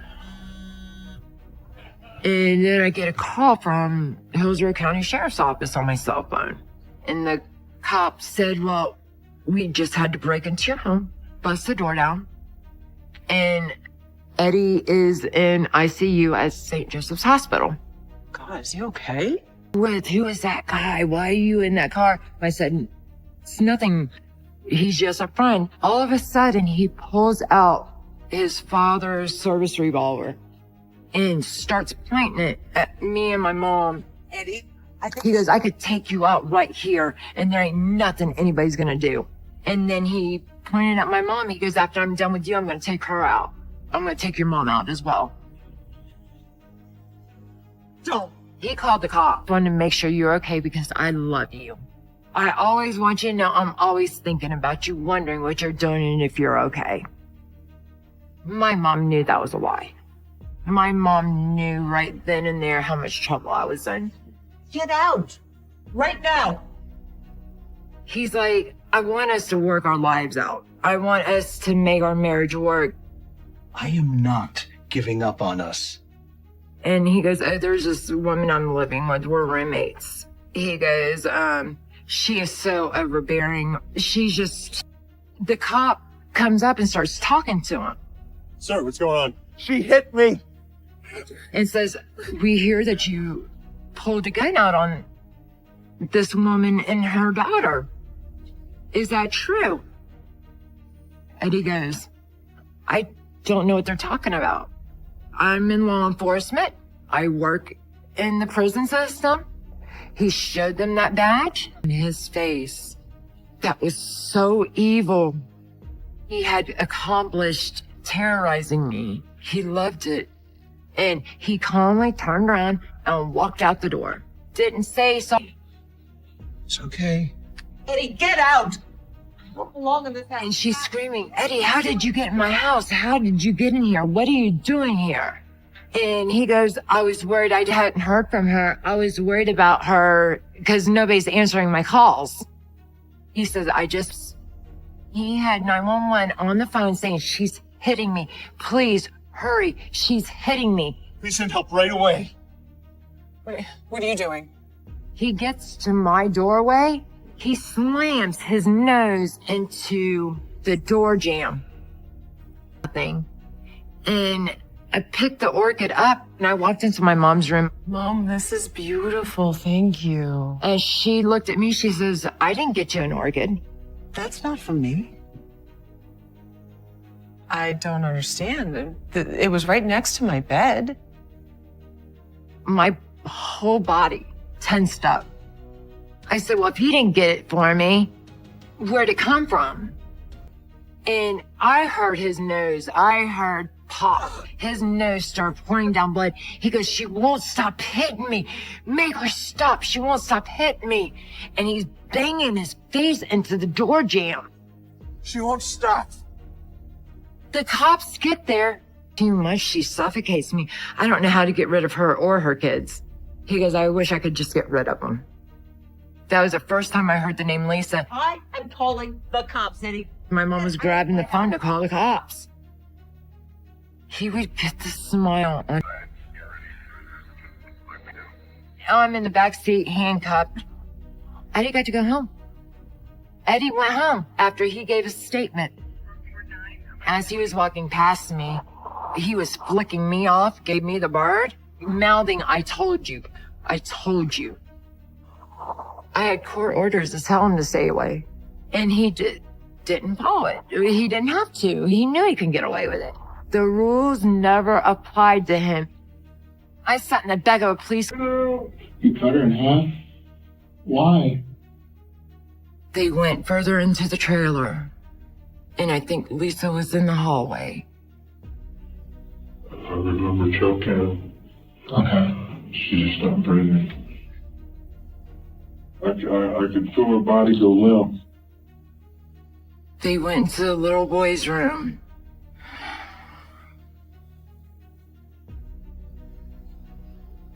Yeah, his top bunk. Okay. I stabbed him. Okay. Did he say anything to you? He was still asleep when I stabbed him. I thought back to when he said, He told you I did this time. He's lying again. the officer told me, ma'am, we really need to speak with you. It's important. And he told me that they had found 3 bodies and they could not identify what parts went where.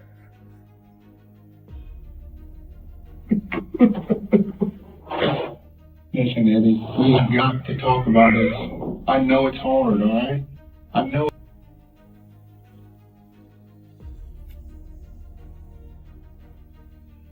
There was one night my friend dropped me off, and as he was pulling out, Eddie comes racing up my mom's street. Hey, Mom. Hey, Sharon. What the hell's going on here? Who was that? Eddie. He just starts going off. Who are you? Much it kills me not being able to see you. For that whole year, I probably went through 11 different numbers. Every time he called, my skin would cringe. It would feel like time he gets caught out there, he is going to kill me. And the cop just said, don't worry about it. No, it's all in your head.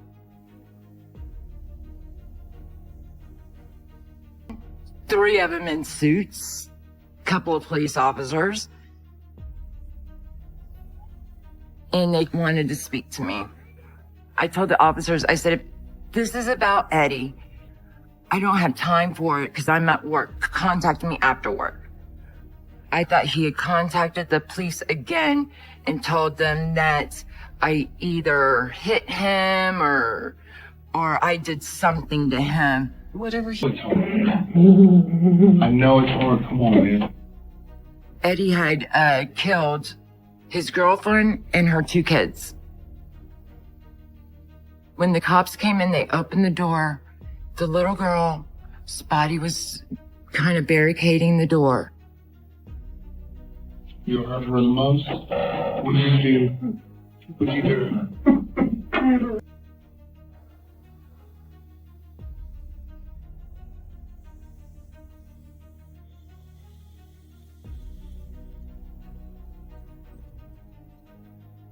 Eddie would call me, I don't know, 30, 40 times a day. It was, why won't you talk to me? Can't we just be friends?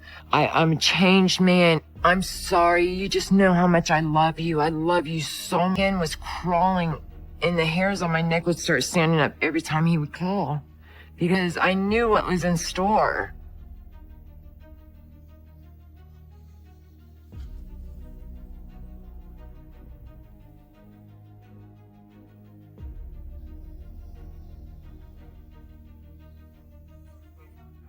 I thought it was just a normal day.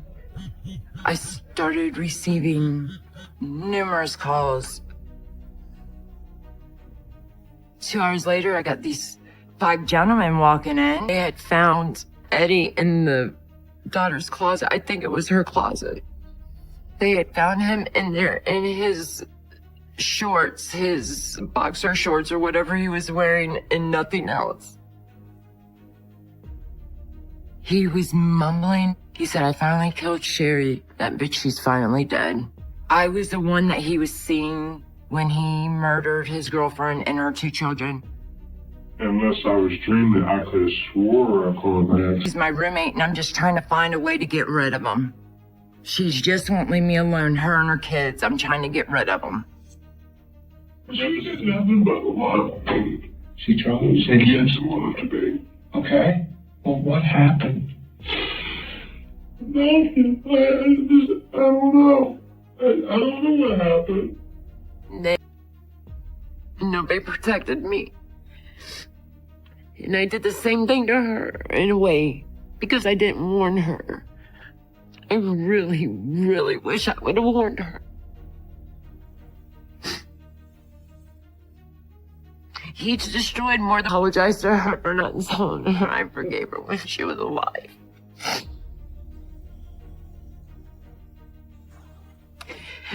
And I know she's my guardian angel, and she knows I do.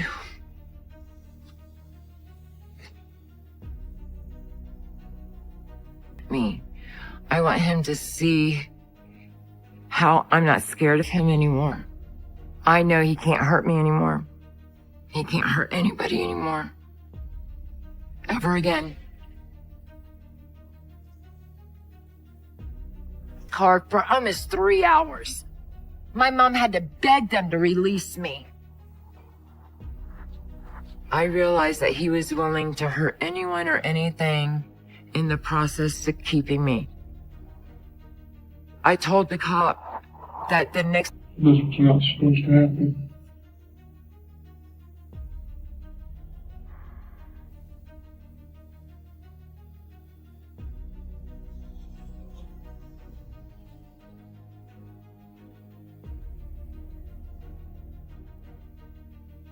It was the 4th of July. My mother and I were sitting on the bed talking and stuff, and she was telling me she loved me and how she wished that she would have believed me sooner.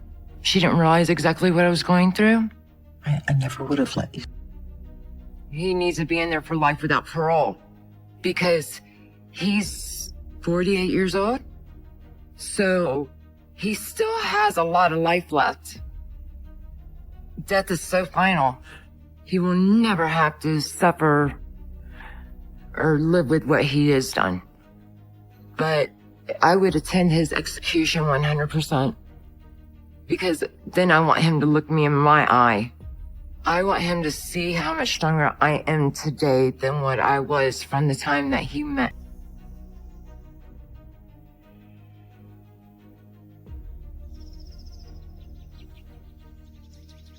I wish it would have been me and not them. I wish it would have been me. I will never forgive him for what he did. I carry a lot of guilt because I knew what it was like when nobody believed me.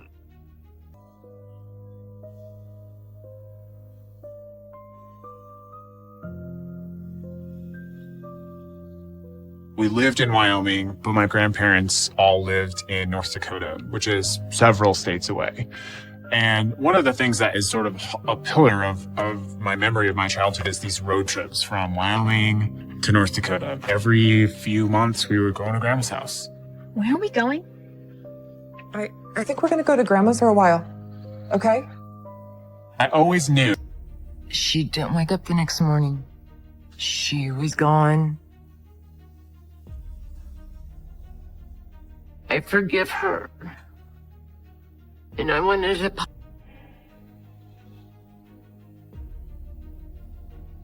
I don't agree with that decision.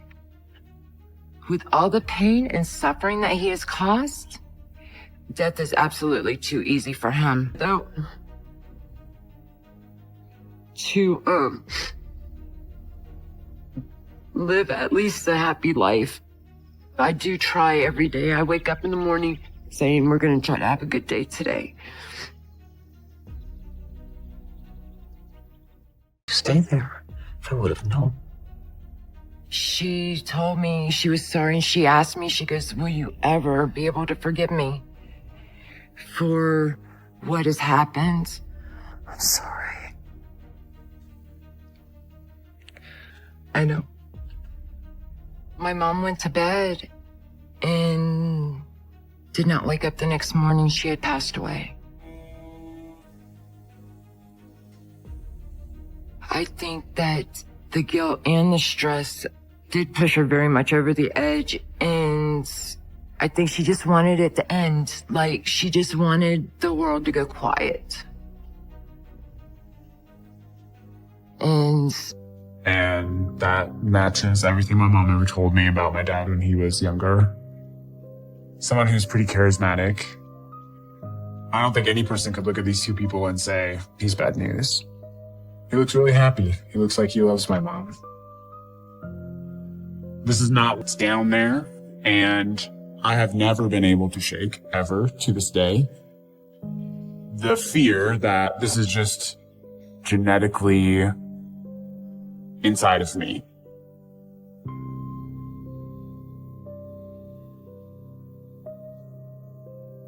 It is still, to this day, probably one of, if not the hardest things I've ever had to do.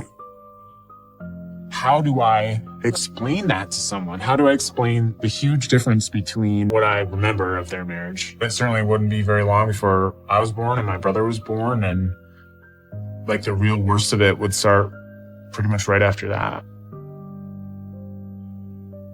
This life of theirs seems like a choose your own adventure and somebody picked the wrong one.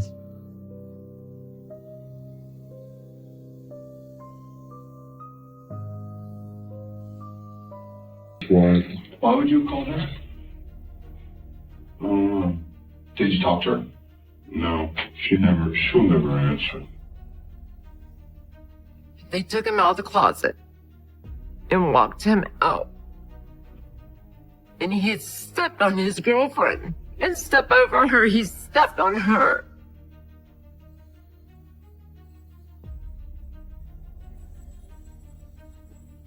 Every time I talk about this, I see the photos and it just kills me. This wasn't supposed to happen. You think that because your dad is a murderer, that people won't trust you? You feel like somehow that is sleeping somewhere in you, or no, that if we were going to go see my grandparents, we were going to be there for a while. You never go to Grandma's house for a day. Want to help me grab the bags? Come on. If I was planning, a multi-week road trip to go see my family 3 states away, you'd think it would take like a lot of. What was really hard for me to understand was, why is my mom upset with me about this? I think now that was probably an early indication that my mom was kind of afraid of my dad. He was abusing a lot of alcohol, a lot of drugs, and she knew she would have to explain it to me. This terrible thing that he did, and how I still care about him, and how does that not make me a bad person? How do I tell that story? And I don't know if I'm going to be able to, but I never would have. One family. He destroyed me for the rest of my life.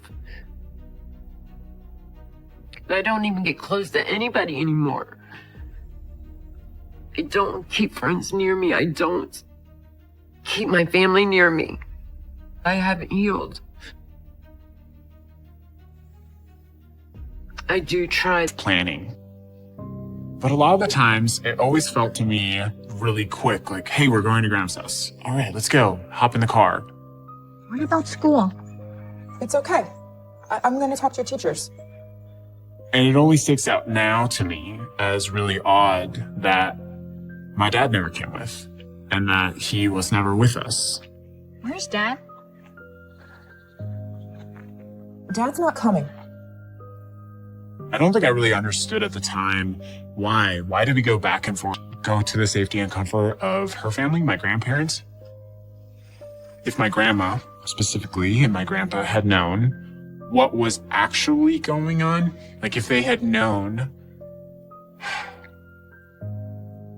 I don't think they would have let us go back.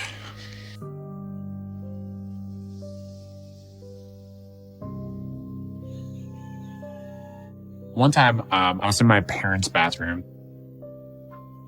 Definitely probably shouldn't have been in there. And when I was in there, there was to stay on my dad's good side.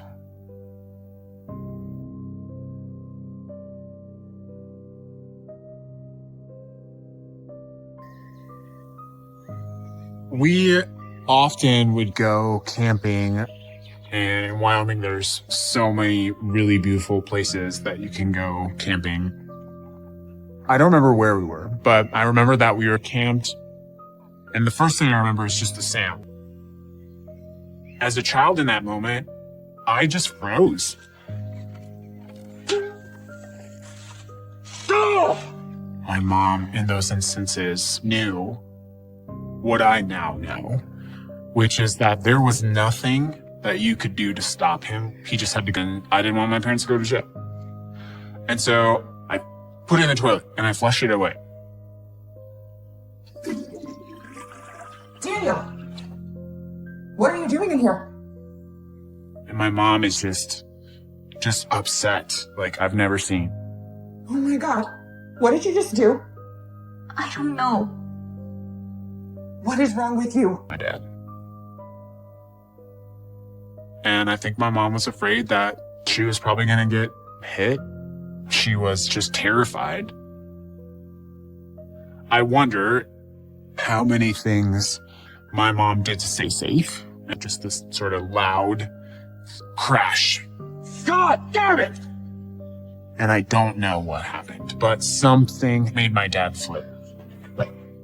And then it was just sort of like this tornado.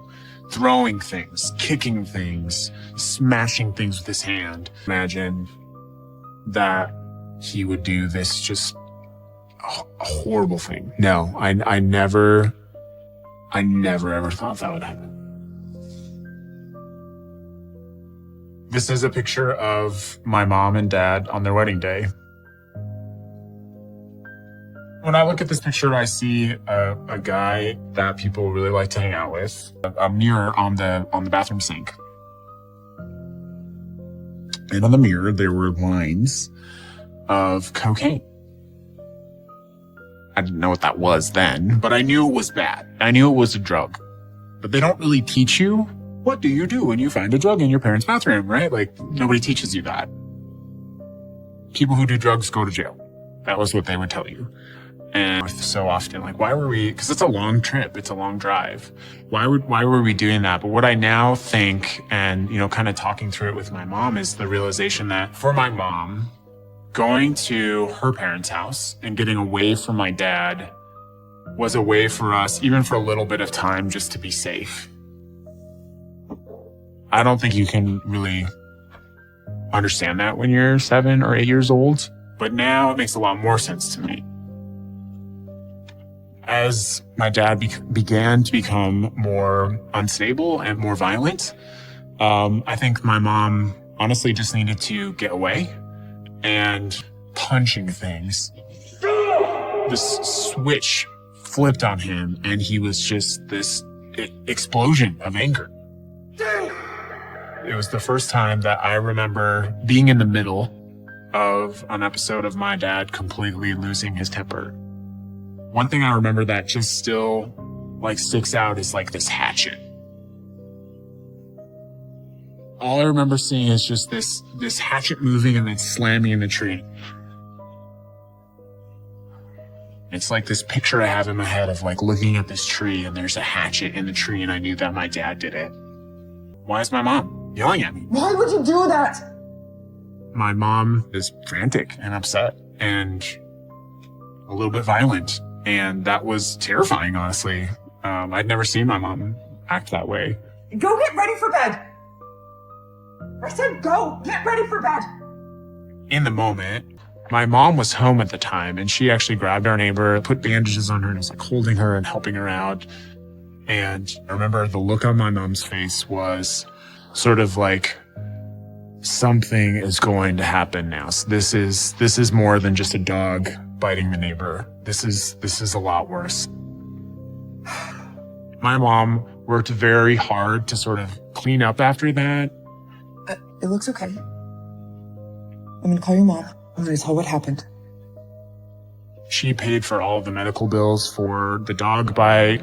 She was, really trying to make sure that everything was okay with our neighbor. But I remember my mom, it just seemed like she was worried. It seemed like she was like worried that this wasn't the end of it. And it turned out that it was definitely not the end of it.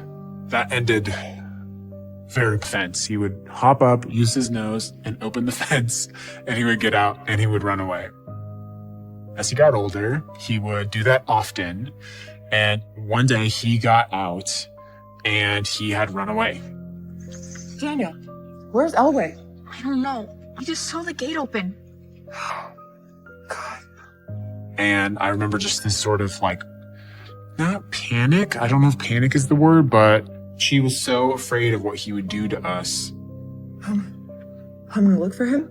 You stay here in case he comes back. My dad found him. What I remember very clearly now, my dad is just, why would you do that? Like, why would you do that?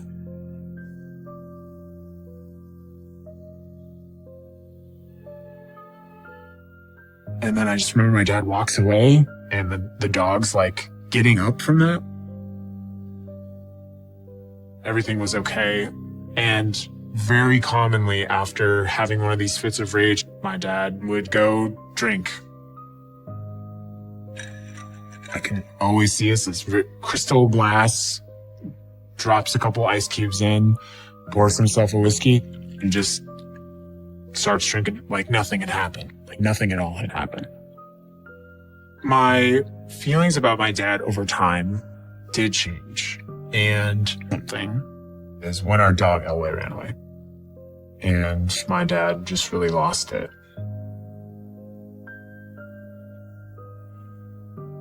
Elway was the sweetest dog, and he was very smart. He figured out all on his own how to open whereas I first saw him as, my superhero dad. Over time, I started to become afraid of my dad.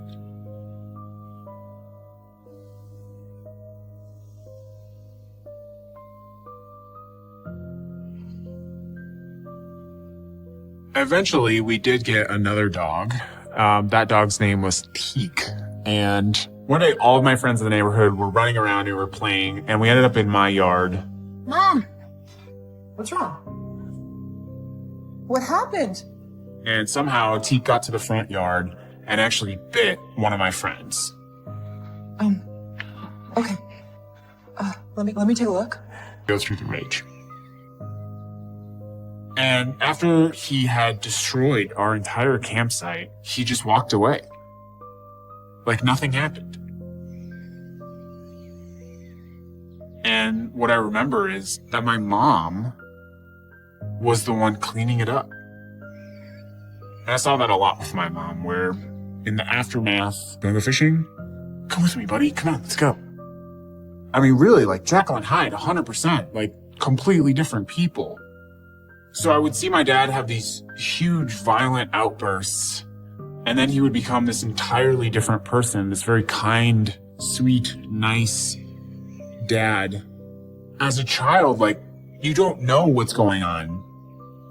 And what I found out later was terrifying.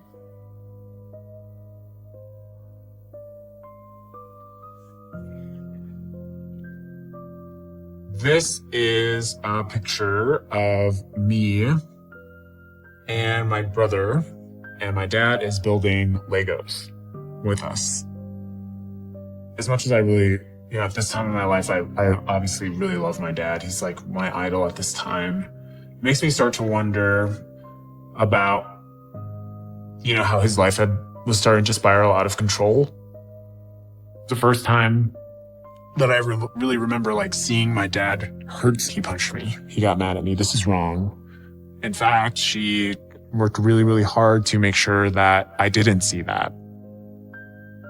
But as it began to escalate, the sounds of my mom in distress, screaming because she was scared or screaming because my dad was about to do something violent, like throw something or break something, that gradually became an increasing part of my evenings. A scream and then a smash. Exotic places. And he would bring us back pictures and souvenirs and all sorts of really cool things. And one time he came back from Syria and he had this ceremonial blade, this knife. It was, probably about a little bit over a foot long. It has this really nice sheath, and you pull it out, it's decorated, picks the dog up by his collar. And then he slams the dog down and hits the dog, punches this dog in the face. And I remember hearing the sound of a dog yelping because it's being hit. It just kind of sticks in your head. I remember thinking, there's nothing I can do to stop him. And is the dog gonna die? He's gonna kill the dog because he ran away? And I just remember thinking this makes no sense. Go get ready for school. I'll be done in just a minute. I think at that time in my life, looking at these big pieces of glass, for me, what I could no longer deny was that my dad was dangerous.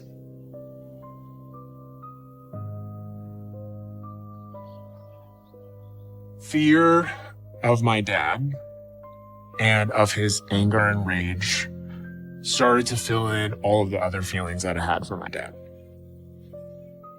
My dad handled repairs for large hydraulic equipment that was mainly used in oil fields.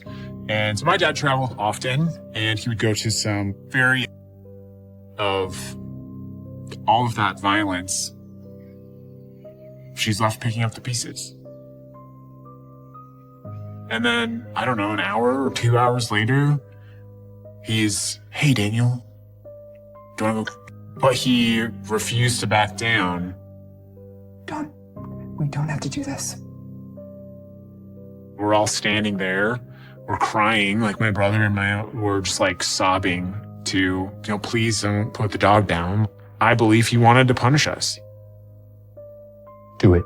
He wanted us to experience the consequence in the most horrific way.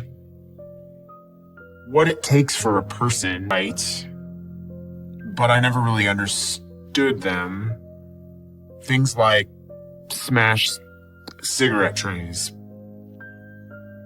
broken windows, holes in the wall.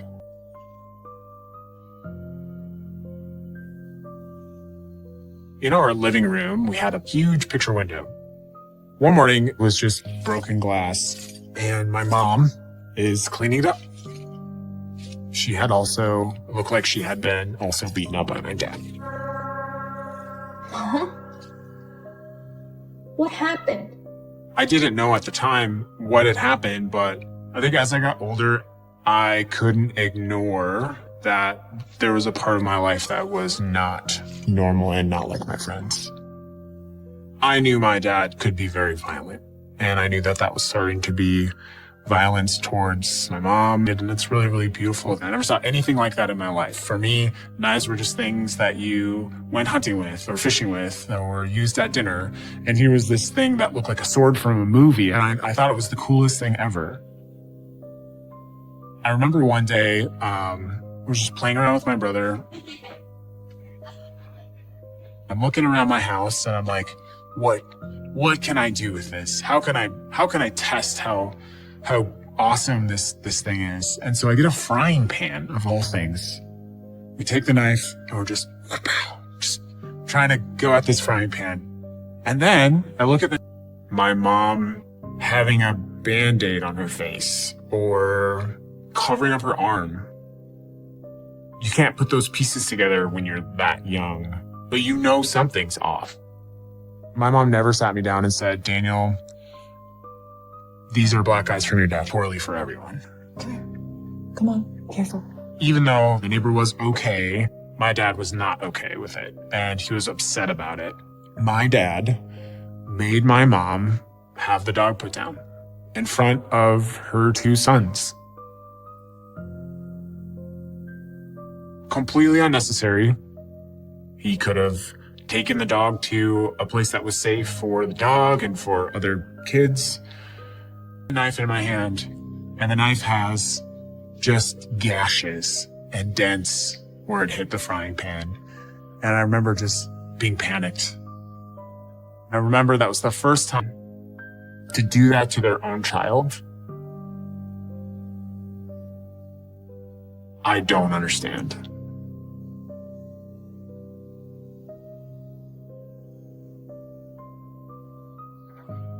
Over time, I started to actually see things that I knew were not right. Dad. I think that's what he wanted. It really does make me wonder, like, what else did my dad do that was so bad that we blocked it out?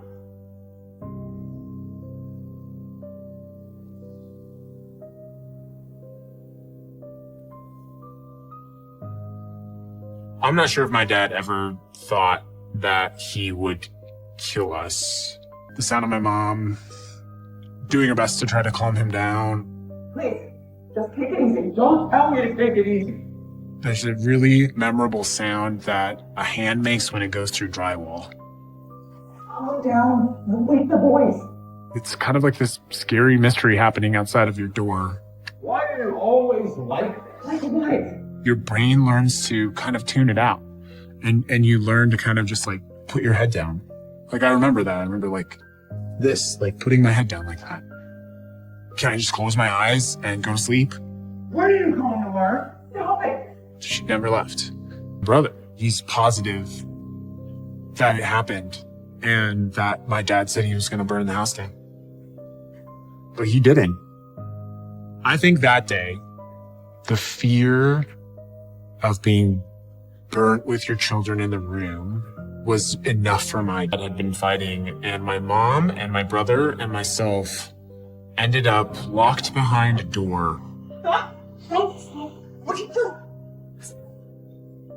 And then my dad had tied a cord around the door, and he had threatened, apparently, to burn the house down while we were locked. Do this? What the hell is wrong with you? His eyes are like blackened over. And he's just angry and yelling and just, I mean, at the top of his lungs, just screaming, swearing. That's it. Come over here.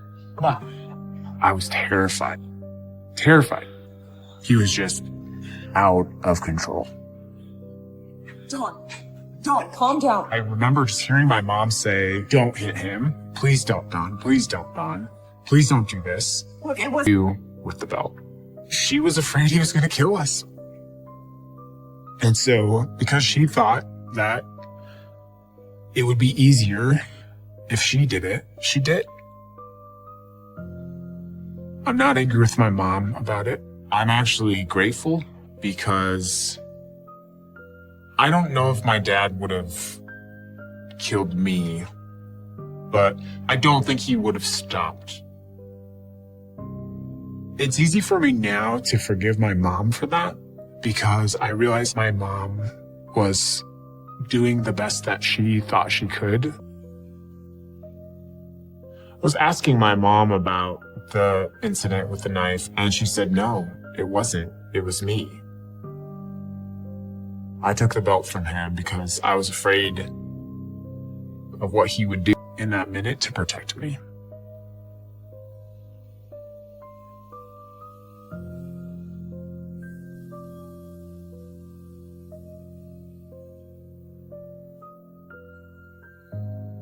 the incidents that would cause him to lose control of his temper and become very violent, it became less predictable. She stayed. And I never understood why. What I later found out was that my dad told my mom, he said, you can leave. You can leave anytime you want to, but I will find you and I will kill you. And she was afraid that he would do that he would find her and that he would kill her.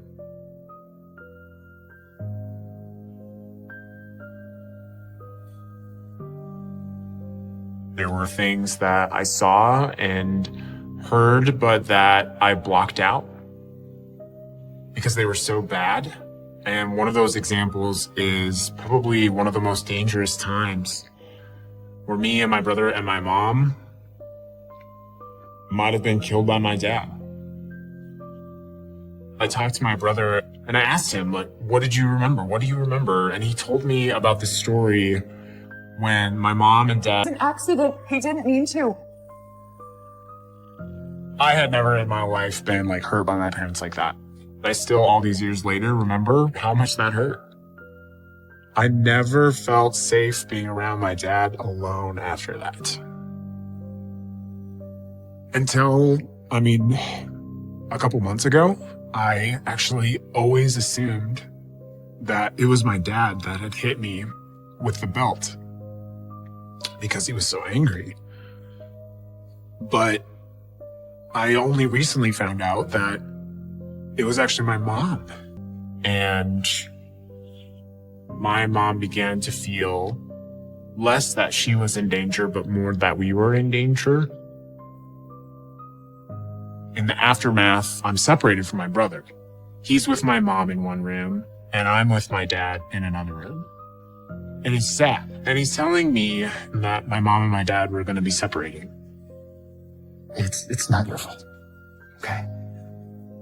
I think on that night, my dad knew that their marriage was ending. I think my dad knew that whatever he had done was enough. And then the next thing I know, in the room. Please don't do this to your kids, please. And I think what's unsettling for me is that I was there and that I don't remember any of that. But I believe But what I do remember is that one of the times that we were traveling from Wyoming to North Dakota to my grandparents' house, we were driving along, laughing, joking, road trip.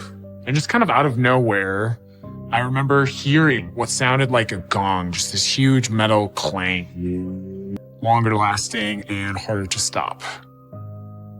My mom did her very best to make sure that we were away from the arguments, the fighting, and the violence.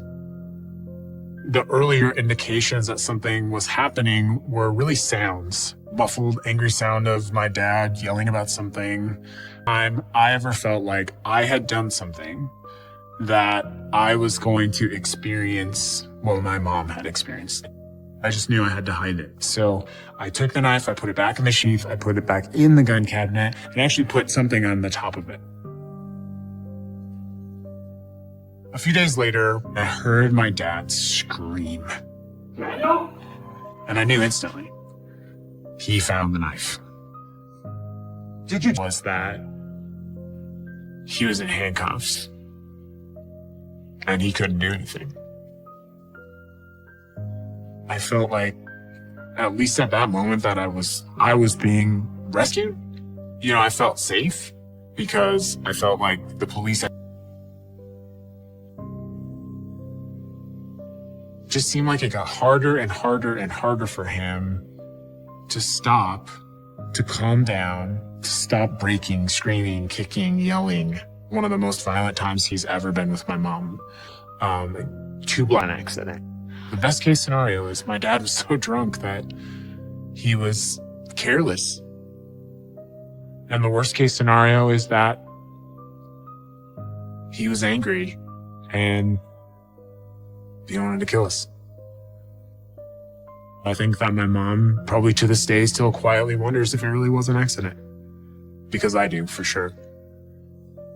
I wonder.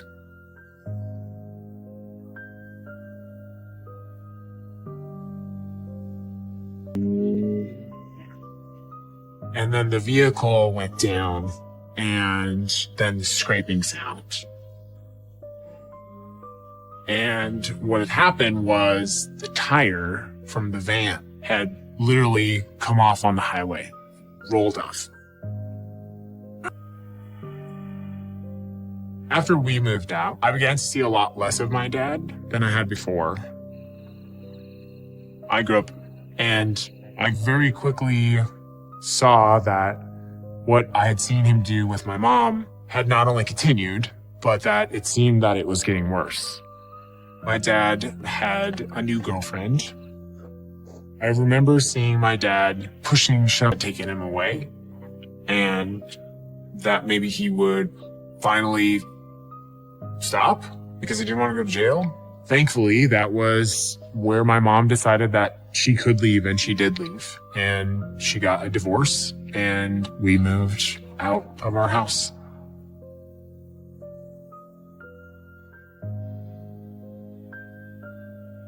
Dad was a very talented mechanic. He worked on multi-million-dollar, very complex machines. The idea of like a tire change, fixing a tire, and that he would mess that up, even at that young age, I felt unsettled, like that there was something wrong. And I remember my mom saying maybe this was not an accident. I definitely remember the feeling, this sort of panicky feeling, like how could this happen? How could this happen? There's no way. This feels like more than just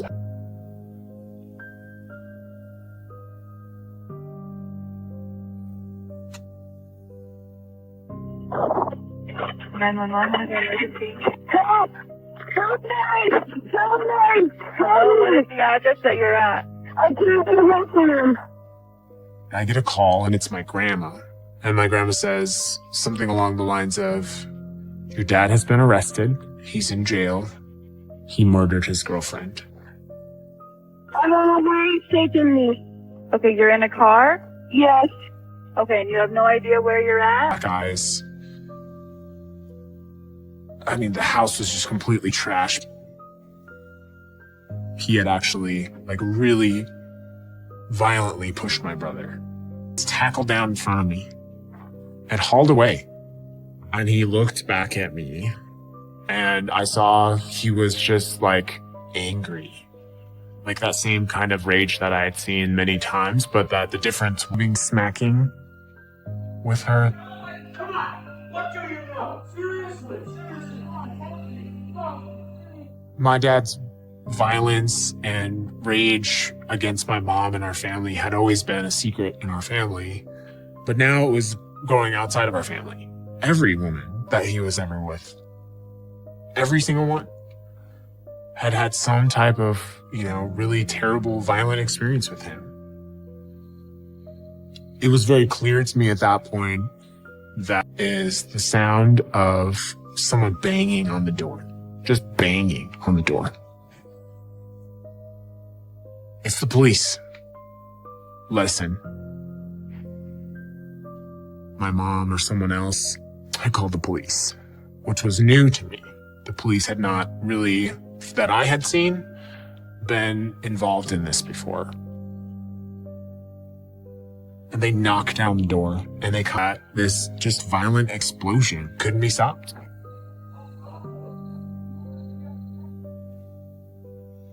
I instantly recognized her face. This is a photo of Jennifer Randall. If I, closed my eyes and thought of the first time I saw Jennifer, this is almost exactly what it would look like in my head. Very kind. It makes me wish that she had not met my dad. When I met Jennifer the first time, I think I was probably grateful for her because by that time, my dad, I come in and they tackle my dad in front of me. And he's not going down easy. He's like fighting them. I feel bad for him that he's getting arrested. But I'm also at this point in my life very scared of him at times. I was struggling with how I still in many ways love my dad. And I knew my dad loved me. But I think I started to realize that my dad's rage was stronger than how much he loved me. Because that we listen to and believe anything that he wrote in this letter. And it's shameful and embarrassing that this is my dad.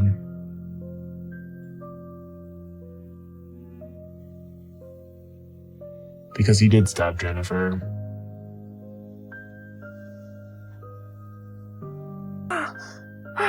The first thing everyone did was like getting out and sort of looking around to figure out what had happened. What happened? My mom had, kind of said offhandedly that my dad had just changed the tires. He had just put new tires on the van himself. And my dad was a mechanic. So strange. Your dad was just working on the tires. Even at that young age, I knew my dad. Hello? Who's driving? Very first thing I did, I get on the computer. And then I started to read into the details of what he did. He's at a bar and he gets into the countryside. He just brutally, absolutely beats her to the point that she's, there's massive internal damage, just massive. I stopped her and she fought. I didn't know she got stabbed until I heard that up sound. I did fight with her. I didn't actually kill her.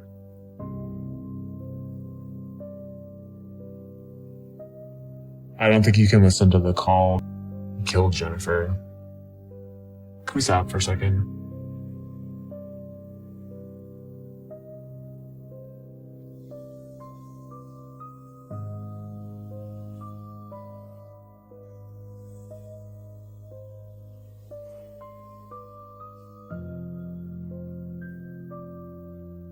The prosecutor in his case was very adamant about him being put to death. But well before my father ever committed this crime, I have been and continue to be very strongly opposed to the death penalty. And so I had this enormous clash between my personal beliefs and this horrible thing that my dad did. But once I did make the decision, it was very clear to me. I knew that I would beg a jury not to kill my dad. And I'm standing up there about to try to save his life. And he won't even look at me. So I turned to the jury.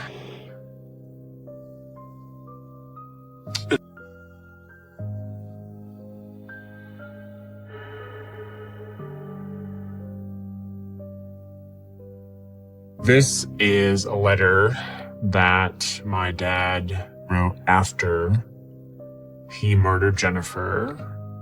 I am not the one who stabbed Jennifer. She took the knife from the glove box to stab me. She started kicking the windows out of the truck and throwing things out of the... What are you doing to me? Oh. Oh my God, you're so bad. Why? You can hear... I lost my job. I couldn't focus. I couldn't concentrate. I was constantly afraid of people finding out.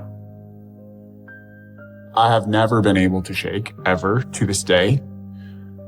The fear that I took a breath and I started to tell them why they should not put my dad to death. And I remember asking them all to please just stop the cycle of violence. And I got on the plane and I flew home.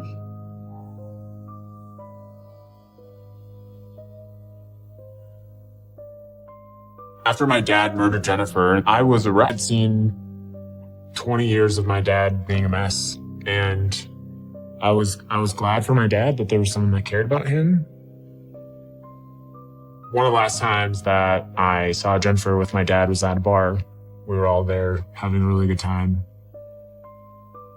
But I had no idea no idea of how bad it would actually be. And I look at this one juror, she's looking right at me. And I knew that she was not going to put my dad to death.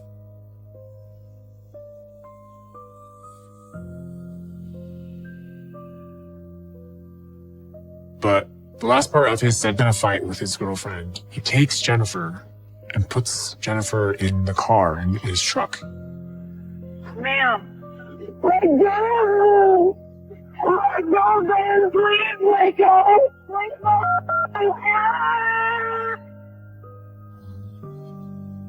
They drive out and asking me if I could write him a letter.